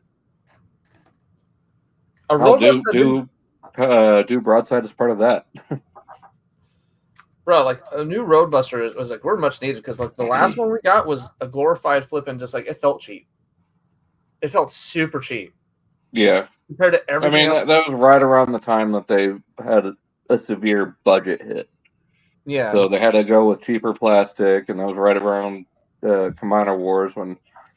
If you compare Combiner Wars to toys now, it's janky and very cheap plastic. Like I was even messing with Thrilling 30 Jetfire because I found all those parts recently, and God, that thing feels cheap. Like comparing it to Megatronus, like oof, it's thin plastic, it's rickety. Like yeah, you get size, but you don't get very long-lasting plastic. Exactly. Primacon's a kind of an underrated character. In my opinion, he's a bit like Azimuth from Ben 10. This frail, unassuming creature who is the smartest being in the galaxy. I mean, he's also very obscure because I completely forgot about the dude. I remember him. It took me a minute to think about it, but yeah. Or even like the Stuxoid from season 3. Yeah. Weird, annoying, ratty-looking creature that Octane and I think Sandstorm were dealing with in that episode where Octane was questioning whether he should still be a Decepticon or not. Yeah. Seriously, you can't tell me when you see Adrian's character for the first time that in that time in that G1 episode, you can't tell he looks like an alien monkey. I mean, it's kind of what they were going for, and it's just some of the aliens in Transformers G1 were very strange. Like Slizardo. I mean, that's just the 80s in general, where a lot of aliens from then was just weird. Mm-hmm. They're like 80s cartoon alien designs were just like so tame because we were getting such badass alien designs in movies. Yeah. Okay, is it time for me to gush about this? Go ahead. Okay, so I know a lot of people don't like the on Optimus, right? Please be careful with the chest. You're scaring me. Huh? Please be careful with the torso. You're scaring me. I'm holding him with a full hand. All right. Yeah, but I see that you've collapsed the torso. Just be careful with that slider. I am. Well, no, it's he also has the brace on. So. Oh, okay. So you haven't even collapsed it yet. No. He's going into Omega Prime. So he's got his corset on. The brace is not coming off. So, what is it? First and foremost, like these legs right here, right? They tab in so many places. You have the front, you have the side, and then you have this, and it plugs in the back and in the foot. The OG does plug into the front and the back and the foot, but having that side connection right here really helps too. Mm-hmm. Because where's the OG? OG, buddy. In the OG, that's not there, right? Now, what is it again? There is. It's gonna be kind of hard because both these guys are kind of big. So there's a connection point right here. Okay. Yeah. So here, let me take the foot off. Yeah, I think that was like their biggest goal with this new one is making it as stable as possible in combined mode, so nothing falls apart. This thing is stupid solid, dude. So like, okay. I want mine. Give it, Hasbro. Come on. Here, I'm gonna show off the OG first. All right. Like, yeah, the OG is kind of loose. age. Oh god, that panel. That Yeah. panel on his chest is flopping around. Yeah. Mind you that these toys were toys that were played by kids. These toys are now 24 years old. Yep. 25 years old, my bad, because the show premiered in 2000. These toys are 25 years old. They've been played by kids, so there is going to be a lot of wear and tear. But the arms basically connect the exact same way. They didn't really change anything there. So when I tell people like they slimmed him down, look at the profile on this dude. Oh yeah, he's strong piece. He is. I mean, that's also Ultra Magnus's crotch right there. Yeah. So when a lot of people were like upset that that it was just going to be a panel to mimic that color, I was like, that's fine. That's more than fine. But the one thing I wanted to show off is how the shirt attaches, right? So the shirt only attaches via these two pegs right here, that, and these clips that go on the chest. 'Tis it. All right. Hang on a second. Alex asks, would you buy a new Energon 6-shot? I've always liked his fruity color scheme. Absolutely. Like, I would love that as well as the Truck Blast. Like, we need to get Truck Blast first. Like, do him and then 6-shot, or hell, just repaint the Siege Shockwave into 6-shot.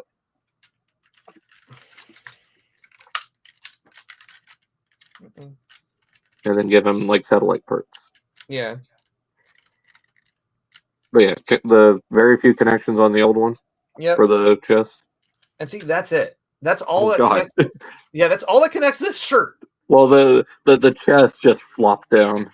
I don't know how to fix it because the connection points are also loose because this will pop off occasionally. Like I said, it played by kids. Yeah. I know it'll hurt some people internally, but I got it for free. I can't complain. But yeah, he was one of the first Transformers I ever encountered that had ankle tilts. Oh wow. So gotta give the kudos where the kudos are deserved, you know. Another thing is like in the back, you can clearly see the leg panels. Mm-hmm. They do not connect in the back. Like that is. Oh. That's loose. So if I were to perform surgery on him really quickly. Okay. A legectomy? Yeah, pull the leg thing off. So this only connects on the OG via the foot panel and this to connect it into the front. 'Tis it. Oh god. Yeah. It's still a secure enough connection to keep it on. But like I said, I've played with this toy multiple times. Right? It's one of my favorite combiners of all time. So when you tell me that you better not fall over, dude, don't fall over, please. So when you tell me we turned into an ASDF skit. Huh? Welcome to Standing Up School. You fail. Okay, so I'm gonna take this off, try to do this live on camera, right? So we have the panel here. That doesn't really connect to the actual leg. But this is just to show you how solid this dude is. So you take this part off, right? Mm-hmm. You have to take this off, right? Because that still connects into this to keep this on so it doesn't flop all over the place too. And then you do have to snap that off, right? And that will peg into this. And then this connects onto here, just like the OG toy did, but that's to more keep this aside here. That connects there, right? And then you have to wait, there's more. Yeah, but wait, there's more. But then you pull this back just slightly, and then it connects to the bottom of the foot. Again, that's how solid this dude is. He has 1, 2, 3, 4, 5 connection points to make sure his shoes are on. All right. Where the other one only had what, 2? 2. Alex, I do not have the original Autobot Brothers anymore. I did at one point, then I sold them, and I regret it. I have the OG Prowl. I don't have side. Is it Sideways or Sideswipe? The blue one. Sideburn. Sideburn. I don't have a Sideburn anymore. But I do have I do have the second version of X-Brawn.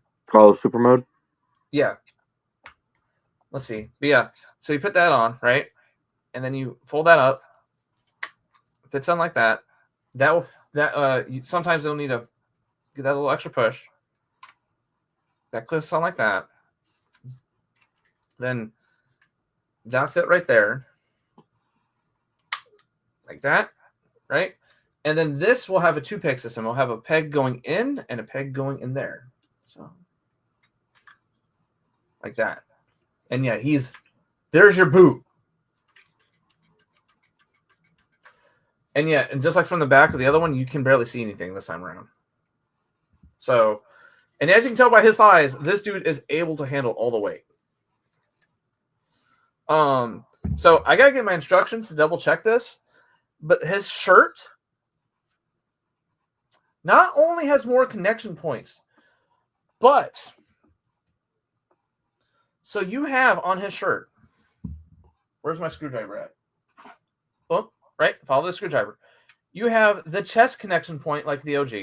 You still have the original 2 tabs like the OG, but now you have thanks to this not being full of electronics anymore.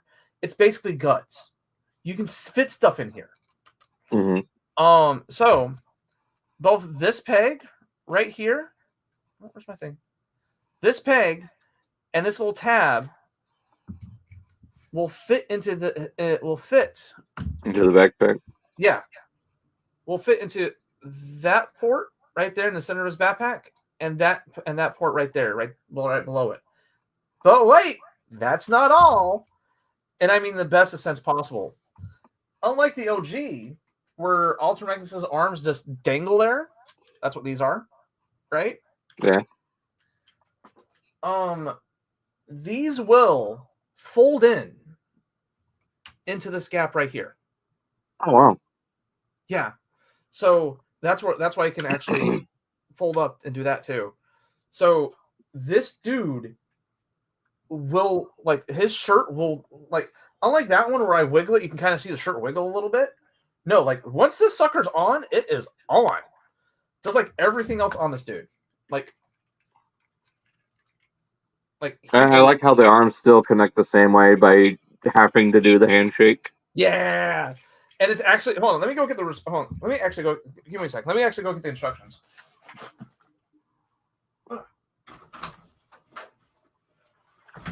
Real quick, Daniel, the Studio Series 86 Soundwave is going to be next year for the 40th, and I'm sure we'll get Ravage and Laserbeak with him. And yeah, I would love to see Marvel Purple Soundwave with no faceplate. Even if they don't do the regular face on him, it'd still be good to see it in purple. And no, I personally don't have any of the 3-0 figures. They look cool, but just not for me at the end of the day. Any 3-0 figures? There's a handful that I want. Okay. There is 2 3-0 figures on my bucket list, and that's the 3-0 Revenge of the Fallen Jetfire and Prime, so I can have my Jet Prime humongous Jetfire Prime. Yeah. Before I show the instructions, here's the sword. All 2 feet of it. Yeah, this sucker's big. To this figure, it's massive. To me, this is an actual weapon size. Yeah, it's a dagger. Yeah. And yes, all of these are segmented, and they do have a rod. Yeah, it's kind of yeah. And yeah, figure that came with Black Zarek. Yeah. Because if you hold it by the handle, if those rods weren't in there, this would be flexing a lot more. Yeah. So that was very smart. I can't remember what the Cybertronian says on here. Things. I think it says Talala 1 since it's the Matrix Blade. Yeah, it's Talala 1. Yeah. Okay, instruction time. Ready? So my biggest issue so far is the instructions. I don't know why Hasbro refuses to use booklets. We don't need a roadmap that's the size of our dinner table. Oh no! Dalton, you're not looking. Not I know, up. there's two. Yeah, there's two of these things. Yeah, I know. They need to do booklets.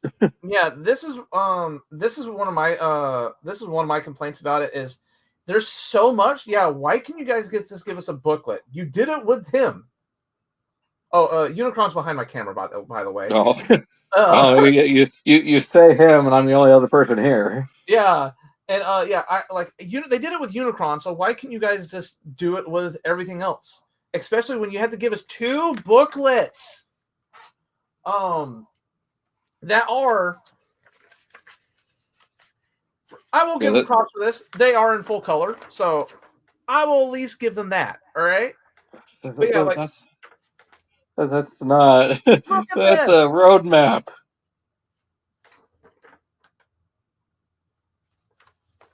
And yes, they are double-sided. Yellow Park Scourge looks good. Calum. The Yellow Park Scourge does look really good, especially the new one that's just announced. They do have headers. Oh, that's awesome. Yeah, that's that. Again, they're in full color. I mean, you gotta give them props when the props are warranted. And so I know this is gonna be a slight spoiler for you, Dalton, but I'm gonna show you anyways. They actually show the handshake in the instructions. Oh yeah, I figured as much. Yeah, that's still cool as hell, though. I mean, that's a key part of the transformation, both in the show and the toys. So yeah, and I really appreciate that they were able to recreate it. Oh, now I want to watch some RID, especially with Skybite coming out soon. With so it makes me question how we're gonna watch RID, because I know it's not streaming. All the episodes are on YouTube. Legally or gray area. Gray area. If okay, hold on. I'm trying to get the jetpack here right so I can connect it onto him and really show you guys just how I do like the more anime-esque wings. Yeah, the wider wings. Yeah, the wider and actually having the angle to it, because it's right next to my drink. The OG toy didn't have those. Like, yeah, he has the wings, but not the more anime-esque wings. Yeah. Real quick, Alex asked if we remember Zoids. I vaguely remember it. I just know the model kits and the current stuff coming out now. But yeah, I don't remember much of the anime, and there's really nowhere to watch the anime. Yeah, the anime got basically just wiped off the internet, unless you got unless you got DVDs or the new one that came out like a couple of years ago. And then Daniel asks, oh, we're getting updated Windcharger and Stu Series 86. But, well, I mean, next year they could easily do a Trauma 2-pack of Wheeljack and Windcharger, even though we're getting a standard Windcharger in the main line. So, just hold on to that. Was I doing it wrong the whole entire time? Like, I'm 90% certain we'll get a Trauma 2-pack of Windcharger and Wheeljack. No. Okay, so no, this is okay, I was mistaken. So I don't know where that goes. That top peg right there? I don't know what goes there. Unless it's for the unidentified fan mode that we get to see. Probably. Okay, so I did it wrong. My bad. So the head does not pop out, and you don't get that second peg on the backpack, right? But so let's go ahead and I'll show you guys just how really interconnected this guy really is. Right? What is it? You just turn the head like that. You come around. Yeah. Because, yeah, his head tucks in right there. Like I said, since this is empty, they can use this to make things collapse into itself. Like, yeah, really, make them a lot slimmer and more accurate to the anime design, too. And, because imagine, I think someone said it with a previous toy, not with this one. Imagine if the toy was already good with electronics. Imagine if they took the electronics out. How much more freedom would you have? Oh yeah. Oh yeah, they said that with Armada Prime. Mm-hmm. The OG, the OG figure was already good, and then they just took the gimmicks out of it and they just made it better. Well, some of the gimmicks I miss, like the little gun that pops out of the side of the leg in base mode, the actual base mode. Not just his feet laying down. So okay, so the gun that comes up out of his shin. Yeah. So you have the peg back here, right? We already have the pegs on. Woo snap! Because we're not connecting it fully. And I heard they click in with a pretty audible click too. Oh yeah. So yeah, because like we only have the soft joints going in right now, right? That's just basically the resting joints. And then watch this. So then we pull down the front of the shirt, right? And quit buckling. There we go. Yeah, I heard that. Yeah. And see now all the wasted space is now all streamlined, right? Like all that, because it was kind of buckling, but now it's not. So now oh, I missed it. Yeah. So we take that, we do that, right? Now you see this is up, right? This is on a double hinge. So if you fold it down normally, it's that far out. Mm-hmm. But inside, you already see he has two tabs, and these two tabs right here. So basically, you fold up. Please be careful because these things are kind of small, right? You fold up, collapse down, boom. And look how slim that is. Look how much more slim that is. Yeah. And now we come back here and we put that up.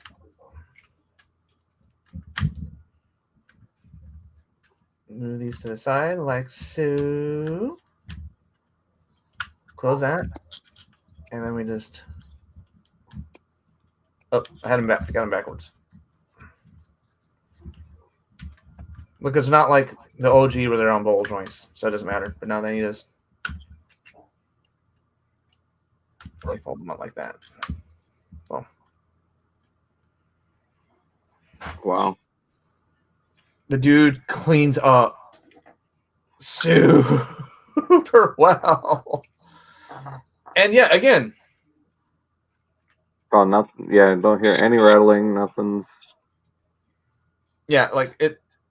Worth. I wish I had gotten the money to get at least two of these. So I could have one in combined mode, one in each. I'd have Prime in his super mode, and then Magnus, of course, robot mode. And then you have. So get this, ready? You have ankle joints, thigh swivel, knee swivel, bend at the knee. Right? You still have that ankle tilt. You got a little bit of a waist, but you're not going to have too much because it does collide with this and it does collide with the front. Well, usually with figures that like bulky in combined mode, I don't expect them to have much in the way of waist. No, but it's there's enough wiggle there. And of course you have the actual outer arm movement, but it's now being blocked by this. Full thing. This doesn't have a joint anymore, which is a ratchet joint anymore, which I appreciate. Back and forth. Can still flex a little bit in and out. Not as much. This combined, like the posability in Prime Super Mode is astounding. Yeah, I've heard about that. And then the fact that the chest panels are on springs, so when you move the butterfly back, it still stays in place, so it doesn't scratch against the mine chest. Yeah, like if you in the well, I gotta do everything. So in his robot mode, if you put if you move his shoulders forward, you'll see the pecs contract. Mm-hmm. So it's one of those really jarring things that when you first see the pictures of them being so wide, you're kind of like, it's not the original. But then when you actually see them that they're separate pieces and they move with everything, you're like, okay, I see what you're doing. Okay, it's more of a case of they're better in action than they are actually photographed. Yeah. Well, I mean, that's how a lot of figures are lately, is that they're not really photo friendly, but in hand, and that's how it's been since pretty much MP Ironhide. Like, he's Yeah. the biggest example of non-photogenic Transformers. And of course, one of my favorite additions to this is actually, That little lady? yeah, Blue Bolts. Yeah, she looks awesome. She makes me think of like an evolved form of Ty. Oh yeah. Like if Ty was to give herself a new body, this would be it. Yeah. Yeah, she is a weapon. She is a weaponizer, so she can come apart. That's actually part of her transformation. But them making a brand new character for RID and making it out of something like the gun to help add more value to the set was brilliant. Was a brilliant move. Well, I heard there was also a way to turn her into the big rifle that Magnus had too. I don't know how it works. The big The original one, like the original gun, you could turn into like a rifle for Magnus. There's a possibility because there's additional ports on her, and I just figured I just found this, right? She's got a ab crunch. Well, back crunch. It's this is the back arch. It's a back arch, but like, hello.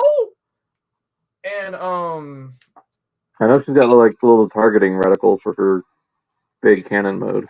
Yep. Whoa. The camera just like freaked out. Here, actually, let me put her back together. Because I was going to fully transform her. And I'll go grab Sideburn, and I'll do a size comparison really quick. Oh, the new Sideburn? Yeah, the new one. I don't have an OG Sideburn. I need to get those figures, and maybe that's something I'll look for at TFCon. Yeah. The original Autobot brothers. The only downside is I think Sideburn is the most expensive one because of all the both Sideburn and X-Prime I think they're the most expensive one because they have all the little parts that can be missed. Here, let me go grab him because I had this all on display in my room. Hold on. Yeah, I'm thinking about getting the Gamer Edition Devastation Prime Kale Master. It's just right now the timing is a little weird, so I might get him and the TF1 B127 fairly soon. I still need to get G2 Grimlock. Like, he's the only Wave 1 Age of the Primes figure I don't have yet is G2 Grimlock. I mean, look. I bet that's what that look with Optimus Prime because AOE is too pricey in my nation. I regret it so sadly. I'm forward to get Optimus Prime Studio Series, the game Transformers Devastation, which is part of my childhood. I can't even describe how much I love that game. It's so good. You can't regret it. I can't tell you how much of the figure you get. KL Master, I'm actually playing through Devastation right now on my gaming channel. But okay, so Blue Bolt compared to Sideburn, she's a little bit bigger than a Deluxe. Yeah, that's what I was hearing. Like she's like. Do you have any other weaponizers? Yeah.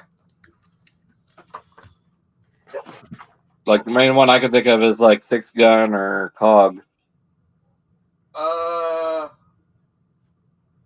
Which one was Cog again? No. The blue Ultra or the blue Port Max one. I actually don't have him. Do you have the red one? No, just that mold in general. Oh, you don't even have the Power Dasher? No. Oh my god. I know I have 6-gun. Where is he at? Is he hiding? Oh god, he's too far deep. I'm not gonna get him. So Daniel, with Lyle Kaiser, I think they might learn from this and probably wait a little bit to finally ship it out. That way they can avoid any QC issues. Okay, so yeah, he's the size of a weaponizer. Or she's the size of a weaponizer. Yeah. Well, actually a little bit taller. Yeah. At the head or at the shoulders? Because looks like you've got Slimer's feet a little bit lower than hers. Hold on, let me... It's also how I'm angling them. Hold on, let me... Oh yeah, they're about the same size, yeah. She's just got taller shoulders. Yeah. And I mean, she is connected to Magnus, so she is going to have Magnus pylons. Yeah. So how much you can break her down is this. You can, of course, these were last-minute additions. Yeah. But you can, each arm can pop off. Torso. KL Master, it's Werewolf Finder Gaming. I will have a link in the description when this goes into video form. You're just doing Transformers Devastation. We're doing all of the Transformer console games right now. So we're currently sitting at Devastation. I think Battlegrounds is next. Because we're going in pseudo release order. But yeah, legs at the thigh. So she breaks down. She's just got a pelvis. Her pelvis doesn't do much. I mean, Six Shot just had a pelvis. Yeah, but at least it. Well, no, it was also wasn't it connected to his the fingers things on the back? They were, because it was connected to his upper body. But yeah, you kind of have to take her apart to transform her.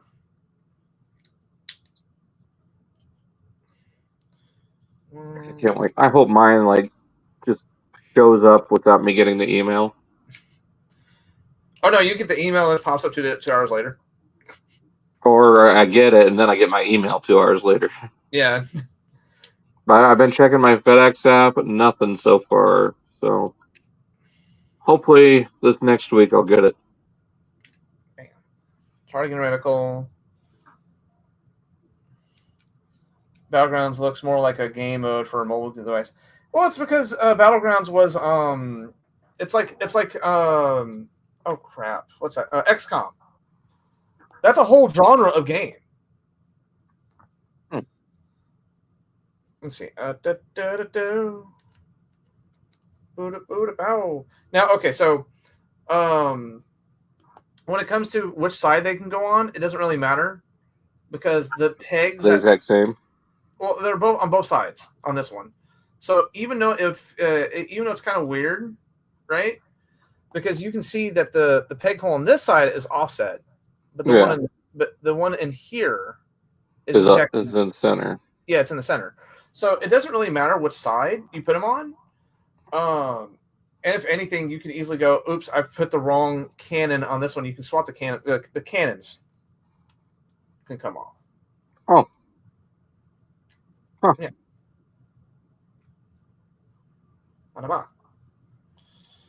I'm going to be interested in seeing what some people create with all the combinations they did with, like the one guy, it was all over Dime Chalk's page with the weaponizer and fossilizer combinations. I want to see what they do with the Blue Bolt. Yeah.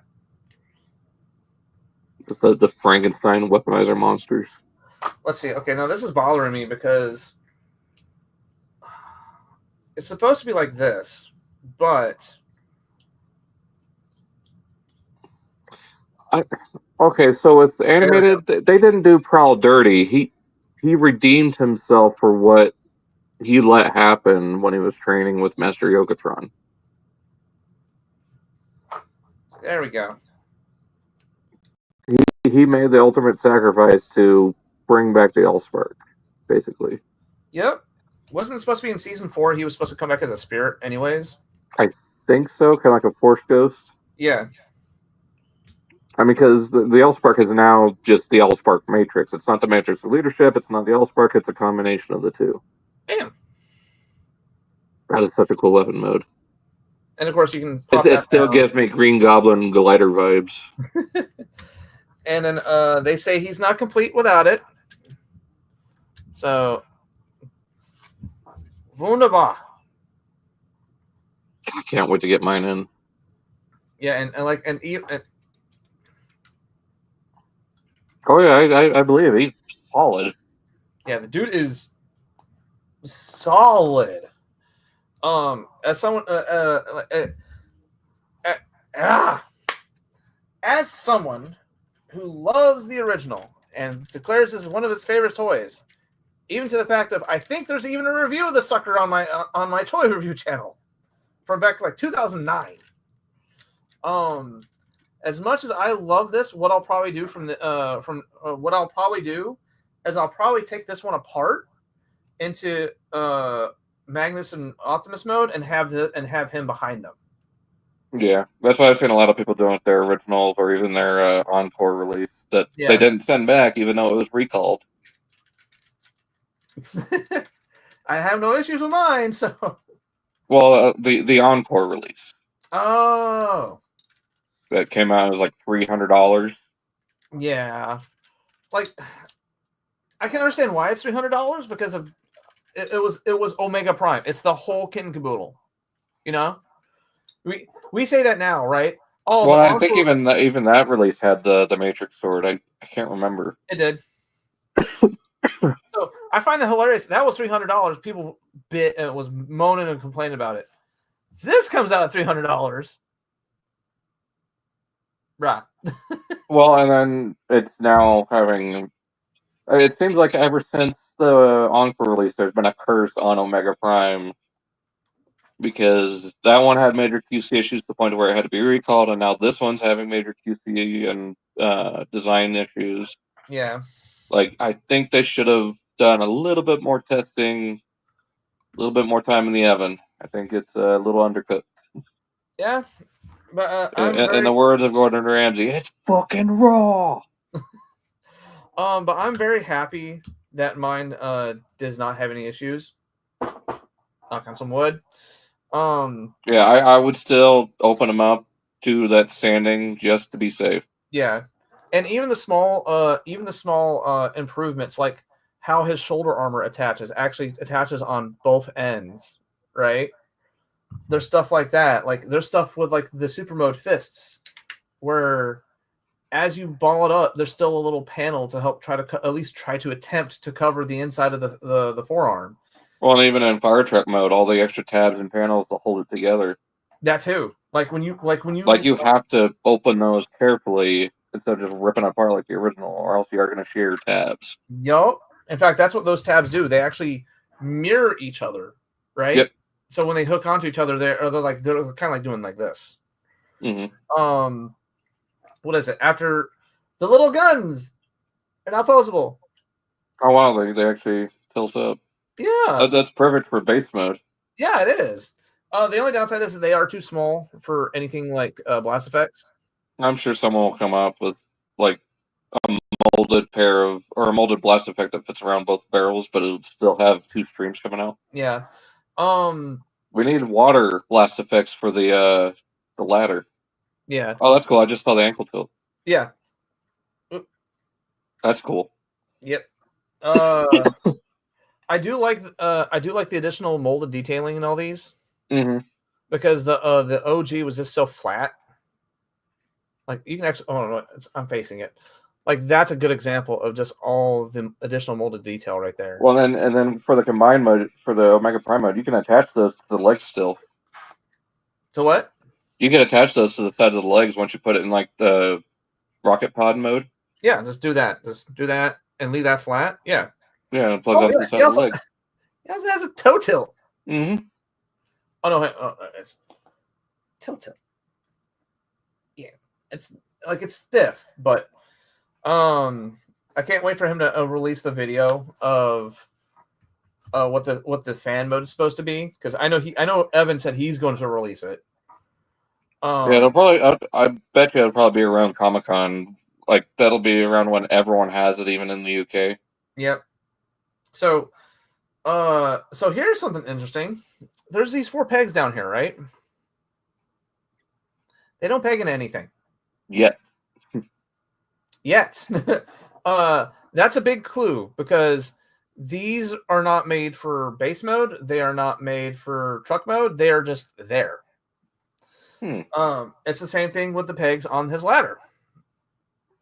Like well, right that I've seen people attaching to Omega Arm. Prime's arm, because the original Omega Prime, you could take it off and plug it on his arm, then the pods on the legs.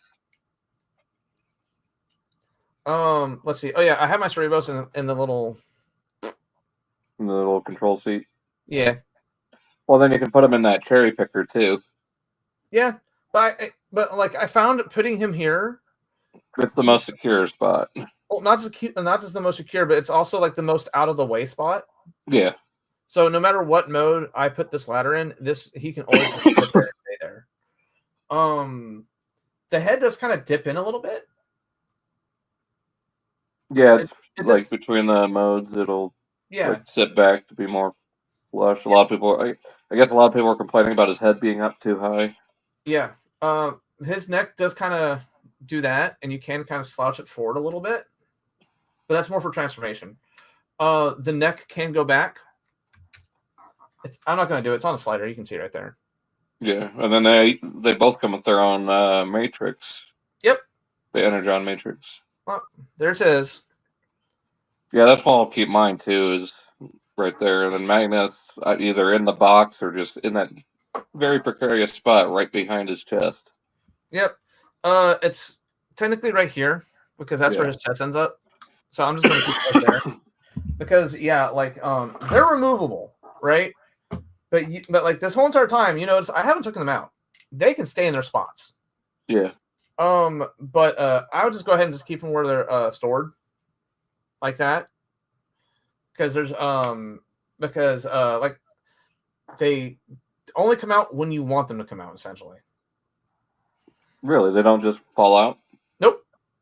This whole entire time, even in the little back spot on Prime, like behind his head panel. There's a spot in his back where the one for him plugs into in base mode or base robot mode. What? So for Prime's Energon Matrix, you can take it out of that spot and put it behind the robot mode head in that back piece that opens up. In the base mode, you said? In the base robot mode, the core robot.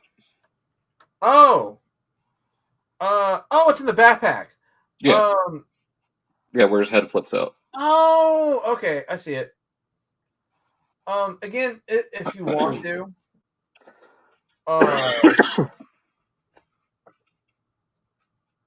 Okay, I see. Yeah, because for those for those who are unaware, he's talking about that right there. Okay. But yeah, and I do have the bases here because I brought them. They were both. I separated him last night, and I had them both displayed in my room. But yeah, as of right now, I kind of hate that Transformers animated. The whole thing was wrong. As someone who really enjoys the original, and I love just oh my goodness, don't you fall. Okay. So to me, they take the original, right? How chunky this man is. And they slim him down that much. Yeah. Is just night and day difference. And not to mention,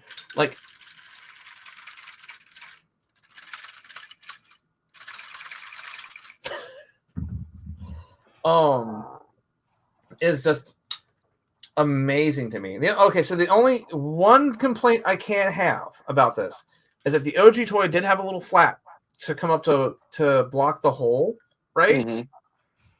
And this one still kind of has a hole. Again, that's basically my only complaint, though. So, yeah, a solid. At least for me, on my copy, yours may vary, both viewers and Dalton. Another solid Haslab release. bro, like every single one of these Haslab releases has just been hitting it out the park. And this makes me more excited to get actual Leo Kaiser in hand. Yeah, I cannot wait for him. Like design, like flaws that I personally have with it aside, Kill Bison's tank mode. I will still not let that go. I don't care. Oh no, I'm right there with you. Oh yeah, and look at this. Even the chrome bits are not moving. Yeah. Kale Master. If I was to say my favorite Optimus design, it'd probably be between three. Like Optimus Prime, it would be between three: G1, Animated, Cybertron. Those are the three top ones for me. Like I love the giant, very weaponized fire truck that he was in Cybertron. I love the little inspiration that it gives to Animated. Let's see. Hold on. My favorite Prime designs. I just really like how red my face is.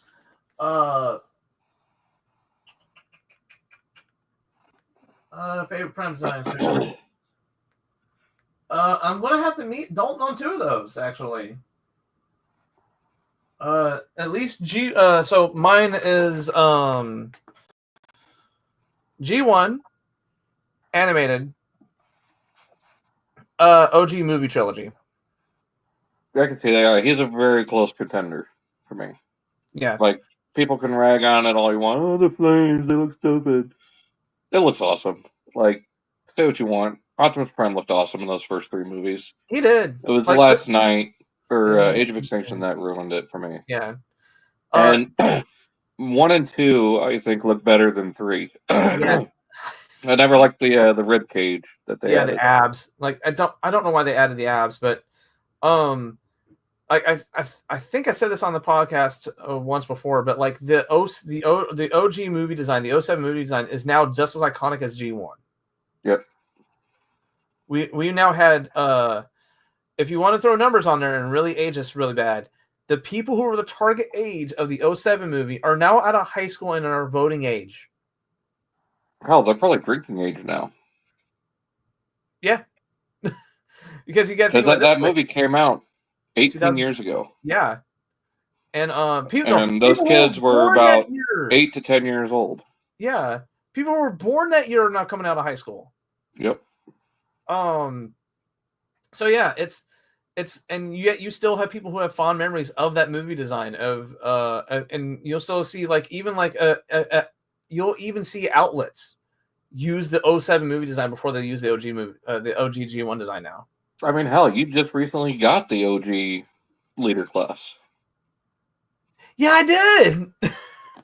I forgot about that. I really want to go back and get the Night Watch repaint. I need to try to find that at TFCon because I had it, I sold it, and then again I get seller's remorse.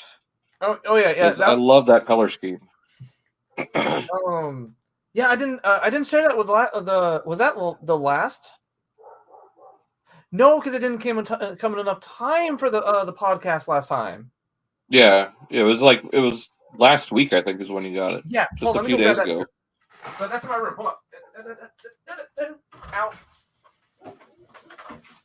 Ow. Daniel, my favorite designs for Optimus, and it's 5 I'm picking from G1, Laser Optimus, from G2, Robots of Disguised, that's 1 Prime, and I like IDW 1.0. Is that like the one that Toy World Orion was based on, Daniel?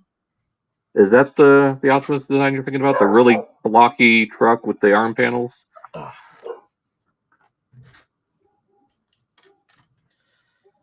IDW 1.0 Optimus, if that's the one I'm thinking about, that's a really cool design with the spoiler on the top of the truck. If that's the one you're talking about, then hell yeah. The G1 Laser Prime? Oh yeah. Oh no, the IDW 1.0 where it's got that kind of spoiler on the top. I think that's the one that he's talking about. Like the Toy World Orion and then the Flame Toys model kit. Yeah. There we go. So okay. So slight story for Dalton knows this story. but I'll tell the viewers. First off, look at this dude. The dude's fucking immaculate. All right. Yeah, by no means like accurate, but it looks so good, especially for 2006. Yeah. So, like first off, he has all the parts. He has both smokestacks. He has both of these things. He has both these little shoulder panels. He came with a gun. He came with a missile. On a very fast off chance, I offered the dude 45 for this. He instantly accepted it. Oh wow! So you got it for like 2013 leader price. So not much more than the original leader class price. Wasn't the original leader class like $35? I think 40. I think 07 movie is when they just hit 40. Mm.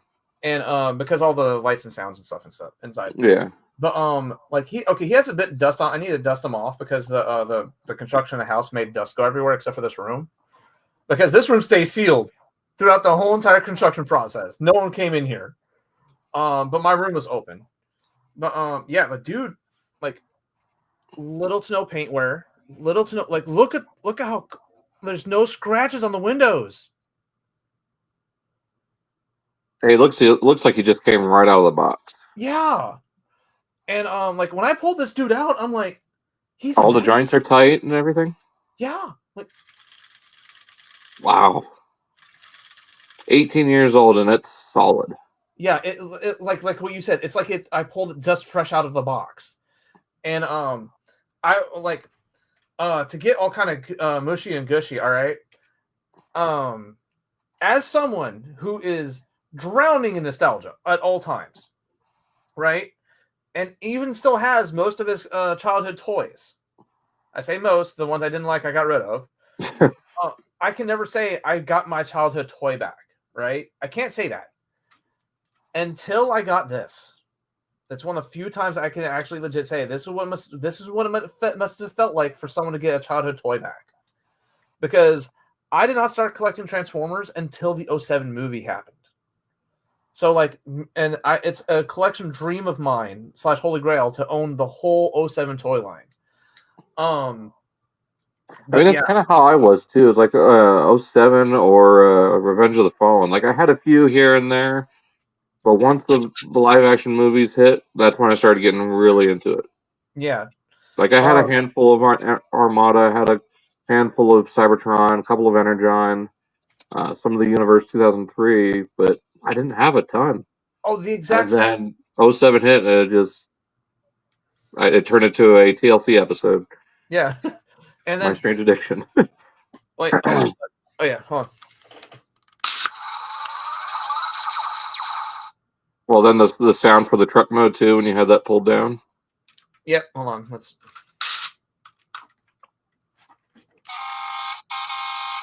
Yep. Yep. I love it. And see now how everything's still in like. I left the dude a paragraph review on how positive I was about this. Ooh.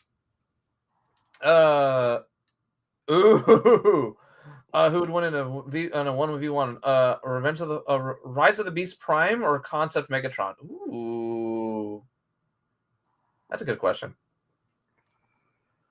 I have no idea, honestly. It'd be tough to say because we haven't seen that Megatron in action. Yeah. Oh, did you guys find that Optimus Prime, Voyager class, Rise of the Beasts got less weapons? Yeah, that's why he got the axe with Optimus Primal. Yep. But I opened this thing up and I got teary-eyed because I like for the one of the few times in my life I actually felt nostalgic. And it still astounds me to this day like how much posability this guy has too. Yeah, I mean this was like Cybertron era, like everything was chunky and blocky. Well, no, I mean okay, so like think about this. He has some serious ankle tilts, right? Knee swivels, full on like that far knee bend, right? But then like full range in the hips. Full range in the hips, no waist because of how it transforms, and then full range on the arms. Like, he's chunky, but the dude has posability. And doesn't he have individual fingers? Yes. So, if you want to, you can have Optimus flip the bird. Yeah, kinda. It's half, but I mean, it's the same amount as TF1 Prime or Orion did. yeah, but like you can do the whole like cascading effect. Yeah, that's usually how I like hands being posed with figures. Now, A little bit more open-handed, but still having that cascade effect. So here's the thing. This wasn't the Optimus Prime leader class that I initially bought back in the day. I got the premium finish version. Oh, the premium edition? Yeah, or platinum edition, I think is what they were. Yeah. Now, thankfully, the platinum edition, even complete, it doesn't go for that too much more as a complete version of this mold. So, now, didn't the platinum edition have the sword instead of the gun? Yep, and a different head. Yeah, it had the plateless head, right? No, a little bit more narrow and taller ears. Because when you close this down, right, in the premium version, there's little vents right here to let the horns poke up. Okay. And he has the Optimus Prime line. And he does the transformation. The actual transformation noise, not that, whatever that is. But yeah. Then Megatron with his weird, like, raptor screech. Yeah. That was so just, like, random. Like, what the? What's funny is that screech was reused, like, 5 to 7 years later in TMNT Nickelodeon for Speed Demon. It must have been like a generic noise that they have access to in like a Volt or something, you know? Well, yeah, like in Age of Ultron, when he sticks his hand through his own head and rips apart his old body, you hear the blackout screech. Like what's a good like occasionally you'll hear the Ghostbuster like the proton pack starting up. Yeah, you'll hear that all the time. Well, yeah, the biggest one I can think of is in the first episode of Full Metal Alchemist Brotherhood when you have Armstrong activating his alchemy on his gauntlets. You hear the proton pack startup sound. Yep. Even though that sound was created specifically for Ghostbusters, it's still a generic enough sound for them to pull it into like the free use archives. But yeah, I say ultimately he's worth it. Yeah, really? I can't wait for mine, and I'm just praying that I don't have any of the QC issues. Yeah, and I keep saying QC, but it's not necessarily like it's like design flaw and build quality. Yeah, but also Hasbro and their insistence on using palm plastic instead of another material for nylon parts. Yeah, and still, like how he profiles so slim like this, and you say that he's two robots combined is like. And all that's really left over is what? Just those few parts from the super mode of Prime? What? Like that's all that's left over is just the chest and head from super mode and then the feet and hands. And gauntlets. But you can easily make it the base mode. Yeah. That's why I had it before I decombined them. You got what does it say? You guys stream is 2 to 3 hours, right? Well, yeah. Well, this is going a little bit longer because of Omega Prime, and but usually we're trying to keep it between an hour and a half to hour and 45. We're going a little bit long right now. Yeah, we're going a little bit long, mostly because of it's not everybody has it, and it's like the distribution system right now is very sporadic. So, first impressions while you can get it. Yeah, and especially live too, when all that. It's not full first impressions, but. Oh yeah, I had more than enough time with mine to give you my soft review of it. I legit actually want to make an actual, for all the Haslabs essentially. I want to make a review for each one, like an actual sit down, scripted out type of review. Yeah, the only video or the only one I haven't done a review on yet is Unicron, and that's just purely because of his size. bro, that's a That's project. going to be a nightmare. Some people ask me, why don't you transform him? I'm like, have you watched those videos? I've been thinking about taking mine off the shelf and bringing it out here to the living room and putting them in planet mode again. But I'm also needing to order new batteries for the third-party eyes that I got for them. Yeah. Well, let's see. The base mode's fine. I mean, the base mode's the same as the OG toy. So the only problem I have was I don't know what to do with this. Oh no, I was thinking of the super mode. Yeah. Are there any exposed 5mm ports that you can put that in? Like on the combined mode? Let's see. Hold on. I mean, on the combined mode, yeah, that's like I can easily just go. There you go. There you go. I'll just put it there, or even better, Kale Master Studio. I've watched Beach Machines. I'm not personally super fond of it because of how they changed the characters. Because the creators of Beast Machines are different from Beast Wars, and they were told not to watch Beast Wars. So it's up to your interpretation. For me, it's an acquired taste, and I'm kind of lukewarm on it. It's actually better if you go backwards. If you think about it. Huh? Watch Beast Machines, then go watch Beast Wars.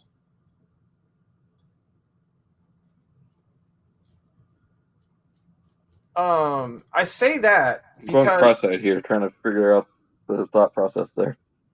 Okay, so if because there's a few plot twists in Beast Machines that still to this day don't make sense to me. I might have to go back and rewatch Beast Machines, and I have to ask, why did this character do that thing when he showed no inclinations of doing that in Beast Wars?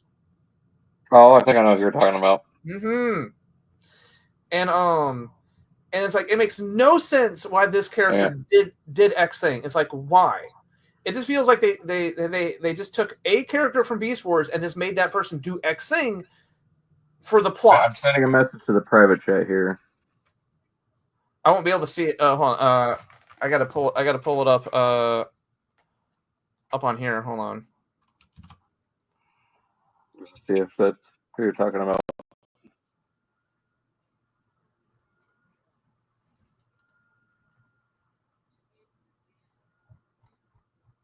Okay, but yeah, there's one particular who does one particular thing in Beast Machines that's completely out of character for how he was in Beast Wars, and even like 10-year-old little me was like, why?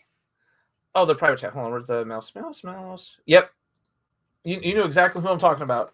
So that's a real jarring character shift. I would say watch Beast Wars first, then Beast Machines. But then if you do that, then you'll completely understand why I'm like, why? But yeah, but if you just want to, but if you want to like, oh no, I got one better.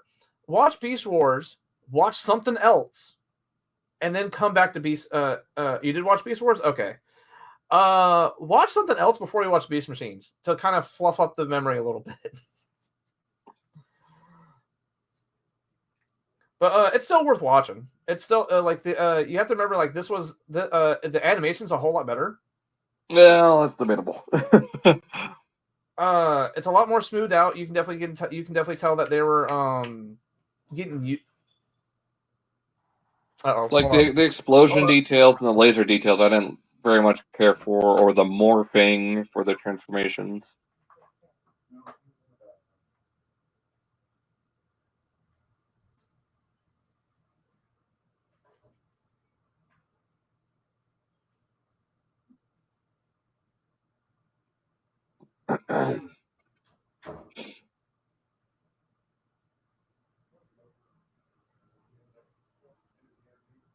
Honestly, I don't know what to talk about now. We're running longer than I anticipated.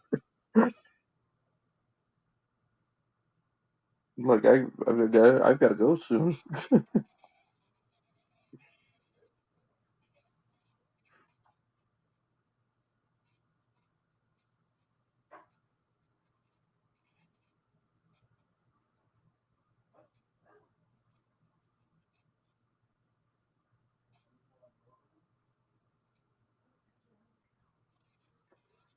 What do you mean, Cal Master?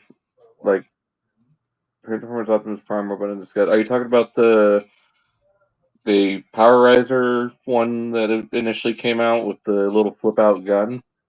Or are you talking like first edition Voyager? Or I think there's a third party KO from it's APC Toys, I believe, that did a much better version of the Prime figure.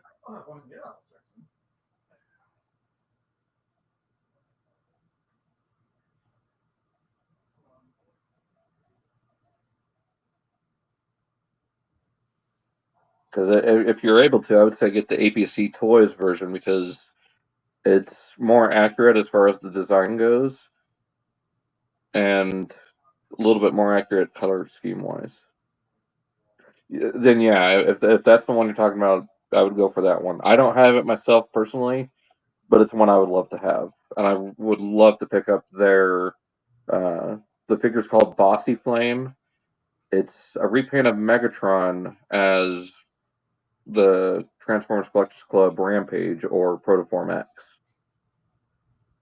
Like that's one figure I'm really wanting to pick up from ABC if it's still available anywhere.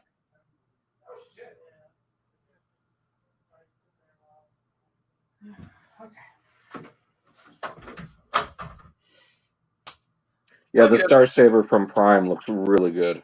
That is such an awesome sword. Was it Star Saber? Is it Star Saber?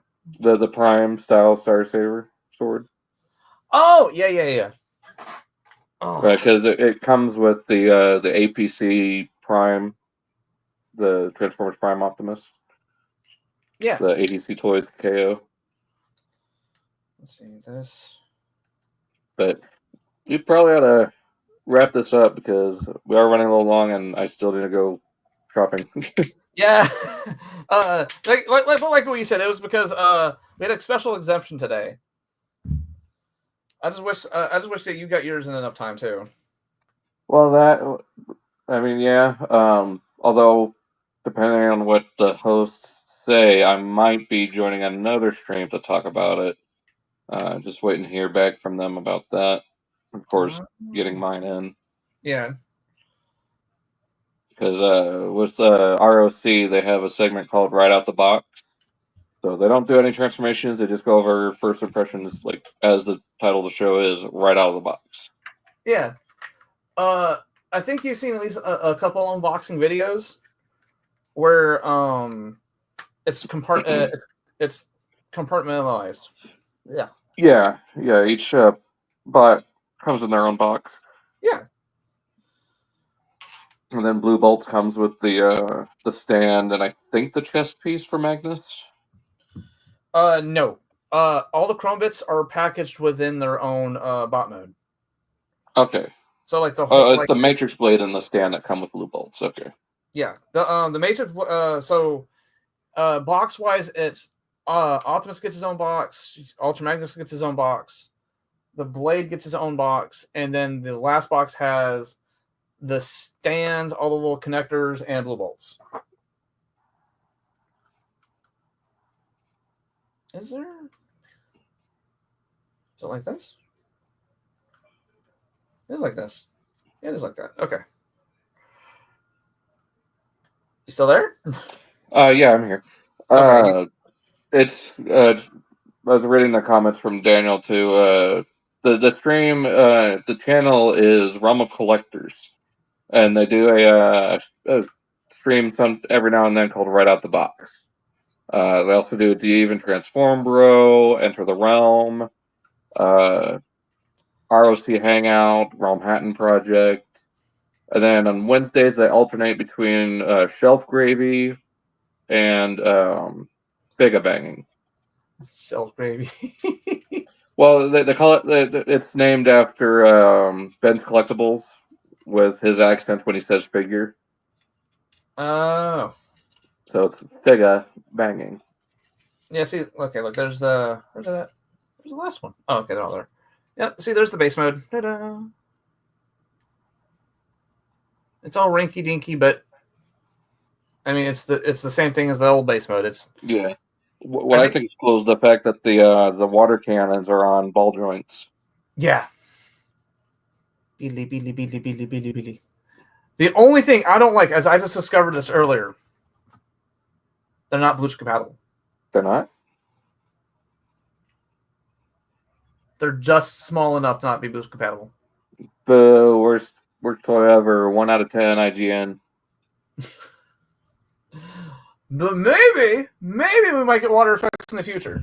I mean, I could see DNA or even not enough doing like water effects for it. Yeah. Because what was it that he called in the show? Typhoon Blast or something like that? Yeah. Water Typhoon. Can I fit on the back of his hand? Yes, yeah. Daniel. Realm of Collectors. ROC. But I think that is a good point to cut the stream because we've been going on for 2 hours and 40 minutes. I only plan for this to be like an hour and a half. Oh no! We definitely. Well, I didn't think we are going to get this in depth into it. So. Well, people, we're just. I'm excited about it. So I know. I mean, I'm right there with you. I'm anxiously anticipating mine. Both to have it and both nervous about the issues and praying that mine doesn't have it. Think of it. Think of this term: a vocal minority. Well, I mean, there's been a lot of cases so far. Yeah. Like more and more are popping up. Like even reviewers are reporting the issue. Oof. Oh, like, yeah, Pia had a slight issue with his. TJ Omega has some stress marks on his. Oh, I didn't even. Like I saw his video pop up on my feed. I didn't even watch it yet. KL, it's spelled the way that Daniel posted it. REAL. Realm. Yeah. Still, like, God bless it. Like, I'll just post it here. Oh yeah, there's also little grooves in his hands to help him hold the sword better.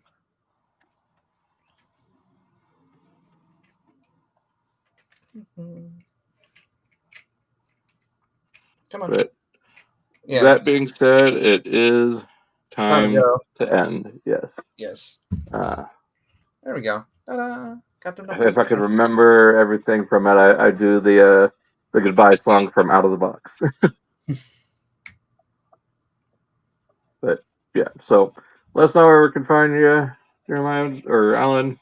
Sorry. You can find me here on YouTube.